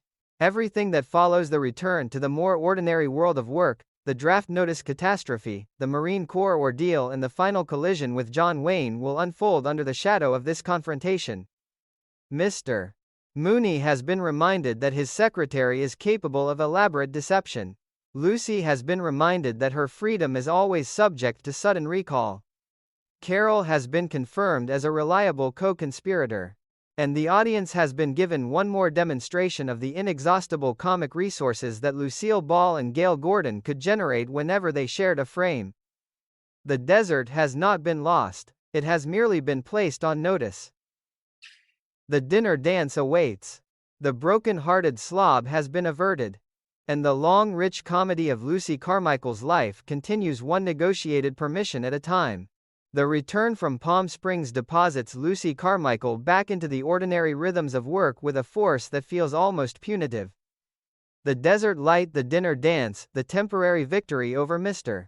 Mooney's authority, all of it recedes as the familiar apartment fills once again with the sound of dictation and the presence of a boss who has not forgotten the CC virus. Saturday morning finds them working side by side, Mooney determined to reclaim the time he believes was wasted. Lucy equally determined to endure the reclaiming with as much residual desert glow as she can manage. The comic texture of the scene is built from the small frictions of the workday, the sandwich that cannot be eaten until the official lunch hour, the writer's cramp that earns a 2-minute break, the running argument about whose fault the lost Friday hours truly was. It is into this atmosphere of low-grade professional combat that the United States government delivers its most unexpected correspondence. The letter arrives with postage due, a detail that already signals trouble. Lucy's first assumption is the ordinary dread of the American taxpayer: they want more money. Mr. Mooney's dry observation that nothing can be worse than higher taxes is immediately contradicted by Lucy's rising panic. She has been drafted. The word hangs in the air of the apartment with the force of a detonation. Gale Gordon's Mooney reacts with the elaborate disbelief of a man who has heard every possible Lucy crisis and still finds this one beyond the pale. A woman cannot be drafted. There must be a mistake. The letter is examined. The name is Lucy Carmichael, yet a closer look reveals the fatal ambiguity: Lucy Carmichael. The period after the middle initial is the smallest of marks, yet it is enough to set the entire bureaucratic machine in motion. What follows is a classic Lucy show collision between individual reality and institutional process. Mooney, for all his exasperation, refuses to treat the notice as a joke that can be discarded. A letter from the United States government cannot simply be thrown away. They must go to the induction center and have the error corrected in person. Lucy's protests are overridden by the same stubborn sense of civic procedure that once made him insist on proper office hours. The two of them depart for the induction center, Mooney in the role of reluctant protector, Lucy in the role of woman about to be processed by a system that has no category for her. The induction center itself becomes a comic labyrinth of misrecognition and rigid protocol. The first official assumes Mooney is Lucy's father and attempts to conduct the interview accordingly. Mooney's correction is stiff with offended dignity. Lucy's insistence that she is a girl, that the notice was meant for a man named Lucy. Carmichael is met with the calm institutional stare of men who have orders to follow. The records are checked. The name Lucy Carmichael appears. The physical description on file does not match the woman standing in front of them, yet the orders remain. Until those orders are changed by someone higher in the chain of command, Lucy Carmichael is to be inducted. The fact that Lucy Carmichael is visibly a woman named Lucy is for the moment irrelevant. The sequence that follows is one of the purest expressions of institutional absurdity the series ever achieved. Lucy is processed as if the evidence of her body did not exist. She is told to strip to her shorts. Her protests are interpreted as the typical resistance of a reluctant inductee.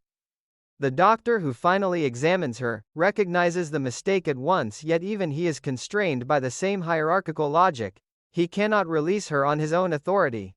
The facts will be wired to the Pentagon. Until word returns she is in the service.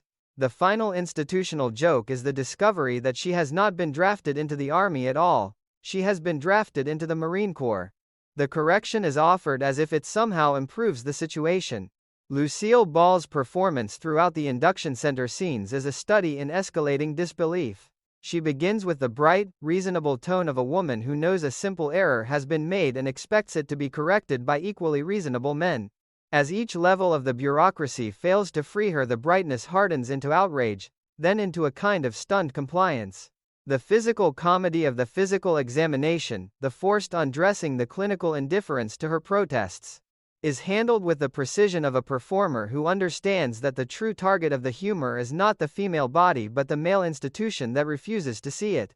When she is finally told that she is a Marine, the declaration is received with the hollow shock of a woman who has stepped through a looking glass and cannot find the way back. The cultural context of the mid-1960s gives the sequence additional edge. The selective service system still operated with the near-absolute authority of a wartime institution. Computerized records were primitive. Typographical errors and clerical misreadings could and did send the wrong people into uniform. The episode's premise that a woman could be processed deep into the induction system before anyone in authority felt empowered to stop it was only a slight exaggeration of the real bureaucratic inertia of the period. The comedy arises from the collision between that inertia and the undeniable physical fact of Lucille Ball standing in front of a series of men who keep trying to treat her as Lucy Carmichael. Mr. Mooney's presence throughout the ordeal is a quiet masterstroke. He is the one civilian who knows the truth, yet even he is repeatedly sidelined by officials who regard him as an interfering relative. His attempts to assert authority are met with the same institutional calm that defeats Lucy. The experience becomes for him a second education in the limits of ordinary reason when confronted by military procedure. By the time Lucy is fully inside the system, Mooney has been reduced to the role of helpless witness, a position he occupies with the elaborate frustration that Gail Gordon made into an art form. The first night in the barracks and the subsequent haircut complete the initial phase of the nightmare.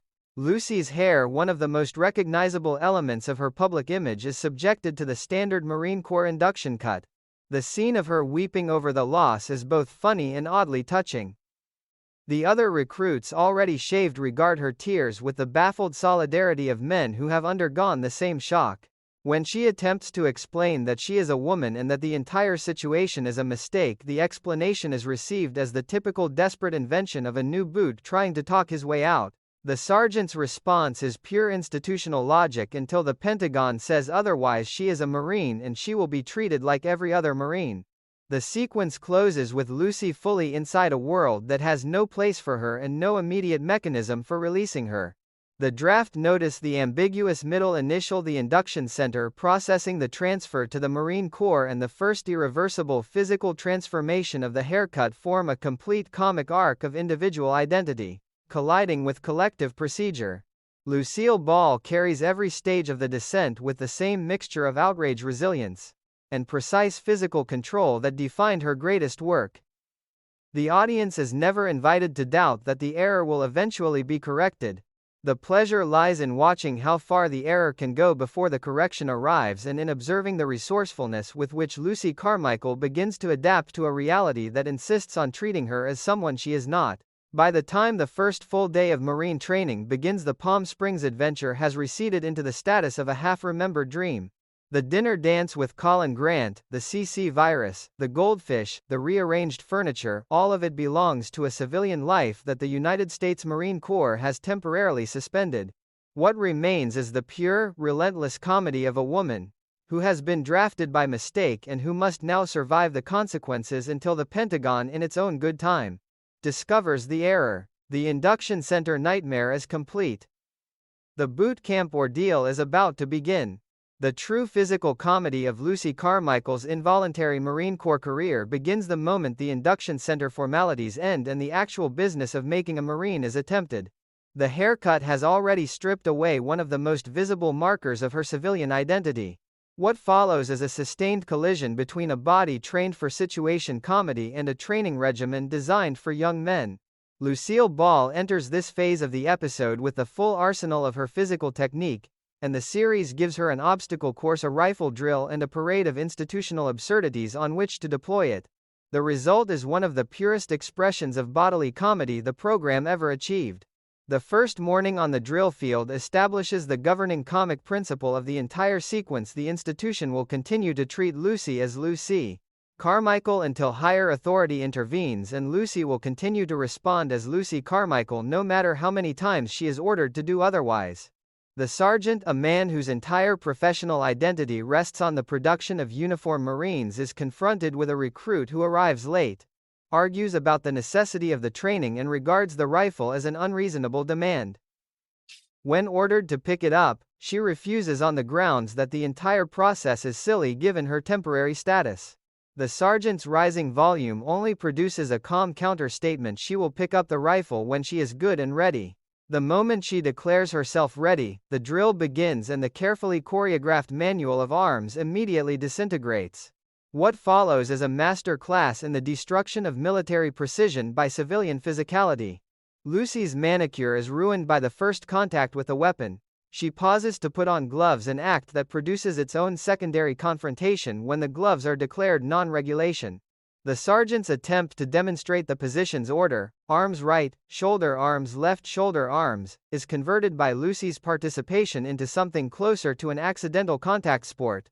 She hits him in the head. She hits him in the stomach. The drill, already fragile, collapses into a chaotic approximation of square dancing. The sergeant's outraged correction, "You're supposed to be teaching these men the manual of arms, not square dancing," is the pure voice of institutional despair. Lucille Ball plays the sequence with the precise mixture of earnest effort and catastrophic result that defined her greatest physical work. She is not deliberately sabotaging the drill. She is simply bringing to it a body and a set of instincts that have never been asked to perform these movements and that continue to obey their own comic logic. The field pack sequence and the 12-mile hike extend the same principle into the realm of endurance. Lucy's pack is a disaster of uneven distribution and insecure fastenings. Her complaints are continuous and specific. The hike is only 12 miles. The fact is offered by the sergeant as reassurance and received by Lucy as further evidence of institutional madness. When she finally collapses, the other recruits regard her with the mixture of solidarity and exasperation reserved for the member of the unit who is making everything harder. The comedy is never cruel. The series allows Lucy her exhaustion and her outrage while simultaneously allowing the audience to enjoy the spectacle of a woman who has spent years managing a bank office and a goldfish now being required to function as a pack animal. The obstacle course is the sequence's comic summit. The tires, the ladder, the landing net, each station is designed to test strength, coordination, and aggression. Lucy approaches them with the open skepticism of a woman who still believes the entire situation will be resolved by a phone call from the Pentagon. The helmet becomes an immediate point of conflict. It is too noisy, it bangs against her earrings. The sergeant's solution is absolute: the helmet stays, the earrings come off. Lucy's compliance is reluctant and incomplete. The earrings become a small lingering flag of civilian identity in the midst of the uniform. The tire run reduces her to a figure of pure scrambling effort. The ladder produces a moment of genuine vertical panic. The landing net becomes a full physical crisis. She freezes calls for help and is finally extracted in a manner that violates every principle of Marine movement. The sergeant's verdict, delivered with the heavy fatalism of a man who has seen too much, is that if the Corps could use her as a secret weapon, they could rule the world. The line is both an insult and a backhanded tribute to the scale of the disruption she has caused.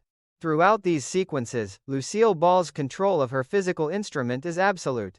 The falls, the stumbles, the frozen moments of panic, the sudden bursts of determined effort that only make the situation worse, all of it is calibrated to the inch and the fraction of a second. She never loses the character's essential dignity, even when the character is upside down in a landing net or arguing with a sergeant about the regulation status of yellow gloves. The performance walks the narrow line between victimhood and agency. Lucy is clearly suffering under the demands of the training, yet she continues to meet those demands with the same improvisational energy she once brought to the invention of the CC virus or the construction of a grizzly bear. Hunting biography. The Marine Corps has taken away her hair and her civilian clothes. It has not taken away her fundamental approach to the world. Gail Gordon's Mr. Mooney remains largely off stage during the pure training sequences, yet his absence is itself a comic fact. The one civilian who knows the truth and has the motivation to correct it is nowhere near the drill field. The institutional machine is therefore free to continue processing Lucy according to its own logic, unimpeded by outside information. The other recruits function as a kind of Greek chorus of masculine normality. Their reactions providing the measure of how far from that normality Lucy's presence has pushed the unit. The sergeant himself becomes a study in professional frustration. He is not a villain, he is a man trying to do a job that the presence of Lucy Carmichael has rendered temporarily impossible. His growing exasperation is the institutional counterpart to Lucy's growing exhaustion. The cultural context of the mid-1960s sharpens the comedy without requiring commentary. The Marine Corps still cultivated an image of absolute transformation. The civilian was broken down and rebuilt as a Marine. The episode simply inserts into that process a civilian who cannot be broken down because the premises of the process do not apply to her. The haircut, the uniform, the rifle, the obstacle course, all of them assume a body and a history that Lucy does not possess. The resulting friction is the entire joke, and it is a joke that never needs to be explained. By the time the obstacle course is completed and Lucy has been extracted from the landing net for the final time, the boot camp phase of the episode has achieved a kind of exhausted equilibrium. The institution has done its best to treat her as a recruit. She has done her best to survive the treatment without entirely surrendering her sense of self. The Pentagon has still not responded. The error remains uncorrected, and Lucille Ball, dusty, disheveled, and still recognizably Lucy, stands on the far side of the course as living proof that some transformations cannot be forced by regulation alone. The pure physical comedy has reached its peak. The resolution, the discharge, the return to civilian life, the final chaotic encounter with John Wayne still lies ahead, but the body of the work has been done. The Marine Corps has met Lucy Carmichael, and neither will be entirely the same. The resolution of Lucy Carmichael's involuntary Marine Corps career arrives with the same bureaucratic abruptness that began it. One moment she is still entangled in the landing net of the obstacle course, the living embodiment of institutional mismatch. The next she is being informed that her discharge has been approved and is effective immediately. The grounds for release are as comically sideways as the original induction. She has dependents, specifically 2 children. The Marine Corps, having processed her as Lucy Carmichael and subjected her to the full apparatus of boot camp transformation, now releases her because the paperwork indicates maternal obligations. Lucille Ball receives the news with the layered reaction that has defined the entire ordeal, relief so profound it borders on collapse, residual indignation that the error took so long to correct, and a flicker of pure comic pride. She has made military history. She is, as far as she can determine, the first Marine ever discharged for being a mother. The sergeant's farewell is a perfect miniature of professional exhaustion. He cannot say he is sorry to see her go. After the experience of attempting to train her, he is confident he will never again encounter a larger knucklehead. The line is delivered without real malice. It is the simple statement of a man whose occupational worldview has been temporarily shattered and is now being restored. Lucy's exit from the base is accompanied by the arrival of her replacement. A final institutional joke that underscores how completely the system has failed to register her as an anomaly. She leaves with her discharge papers, her ruined manicure, her abbreviated hair, and the private knowledge that she has survived an adventure no other secretary at the bank is likely to match. The return to civilian life is immediate and absolute. The next morning finds her once again in the familiar presence of Mr. Mooney, ready or at least present for dictation. The letter he begins to compose is addressed to Mr. John Wayne and concerns the financing of the current production, The War Wagon. The mere mention of the name produces in Lucy a reaction of pure starstruck collapse. She is incapable of writing the words without an audible sigh of devotion. Mooney's irritation is elaborate and precise. He requires a professional secretary, not a fan in the throes of ecstasy. Lucy's attempt to improve the closing of the letter with an elaborate cowboy valediction, until our trails cross again, may your grazing be the greenest and your waterhole never run dry, is rejected with the full force of Mooney's remaining patience. The letter is to be signed in the ordinary way. The contracts that accompany it are to be delivered to the studio and left with the receptionist. Under no circumstances is she to bother Mr. Wayne.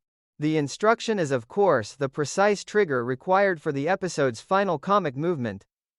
Lucy has spent the preceding days being processed by an institution that refused to see her. She is now being sent into the presence of a living legend with explicit orders not to make contact. The collision is inevitable. At the studio she meets Mary Jane, who works there, and the two women move through a landscape of costumes, extras, and mistaken identities. Lucy confuses a director with Burt Lancaster, a studio doctor with Richard Chamberlain, and the janitor with Milton Berle. Each misrecognition is a small burst of fans' delirium, a reminder that the woman who only days earlier was being yelled at by a Marine sergeant is still capable of being undone by proximity to fame. The decision to ignore Mooney's instructions and deliver the contracts personally is pure Lucy. She has not come this far through draft notices and obstacle courses and desert deceptions to leave a set of documents with a receptionist. She locates John Wayne in the commissary, introduces herself with the careful brightness of a woman who has rehearsed the moment, and proceeds to conduct a conversation that is equal parts professional errand and private audience. She obtains his autograph on a page of his own script. She discusses his filmography with the detailed knowledge of a devoted viewer. She offers the observation that he has served in every branch of the military on screen, and that Bob Hope ought to do a Christmas show just for him. The performance is a master class in controlled fan intensity. Lucille Ball allows Lucy's genuine admiration to shine without ever tipping the character into pure nuisance, until the physical comedy of the ketchup bottle and the general disruption of Wayne's lunch makes the tipping unavoidable. The true climax arrives when Lucy talks her way onto the active set of The War Wagon. The assistant director is persuaded by the claim of personal friendship and recent shared lunch. Once inside the sacred space of a working film set, Lucy becomes a force of pure narrative disruption. She stands in the camera's way. She reacts audibly to dialogue as if she were in a theater. She suggests improvements to the lines, most memorably, the substitution of pushing up daisies for the original threat. John Wayne, with the expansive patience of a star who has seen every possible variety of civilian interference, actually prefers her version and orders it into the take. The missing page of script, the very page she is carrying as an autographed souvenir, creates a continuity crisis. The fight scene that follows reduces her to open panic. She believes the blood capsules are real wounds and attempts to intervene on behalf of her hero. The stuntmen, the director, and Wayne himself are forced to pause the machinery of filmmaking in order to manage the woman who has decided that the star requires personal protection. The final ejection from the set is handled with the same mixture of firmness and residual affection that has characterized every authority figures dealing with Lucy throughout the episode. She is told she must leave. She protests that she is Mr. Wayne's fan and meant no harm. Wayne himself, already moving back toward the work, offers the parting that will sustain her for years. Goodbye, honey. The two words are received with the full force of a benediction. Lucille Ball's face, in the moment of hearing them, contains the entire history of the character's relationship to glamour, to authority, and to the small victories that make ordinary life endurable. She has been drafted, shorn, drilled, discharged, ordered, ignored, and finally ejected. She has also been called honey by John Wayne. In the moral economy of the Lucy Show, the exchange is more than fair. The episode's closing movement is a return to equilibrium that feels both inevitable and hard-won. The Marine Corps adventure has been officially closed. The Palm Springs deception has been survived. The roommate experiment with Carol Bradford has been absorbed into the ongoing texture of Lucy's life. Mr. Mooney remains the same long-suffering presence he has always been. And Lucy Carmichael, her hair slowly recovering her manicure restored, her goldfish once again in its proper place, stands ready for whatever fresh chaos the following week will bring.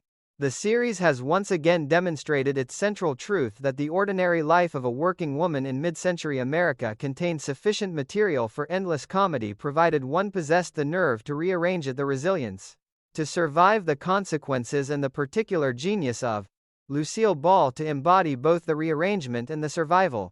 In the end, the composite episode is a sustained celebration of that genius. From the first reading of Carol Bradford's letter to the final goodbye, honey, Lucille Ball has moved through a sequence of identities: hopeful roommate, desert conspirator, reluctant Marine, starstruck messenger, without ever losing the essential continuity of Lucy Carmichael. The physical comedy of the obstacle course, the verbal improvisation of the grizzly bear biography, the institutional absurdity of the induction center, and the pure fans' chaos of the film set are all expressions of a single comic spirit.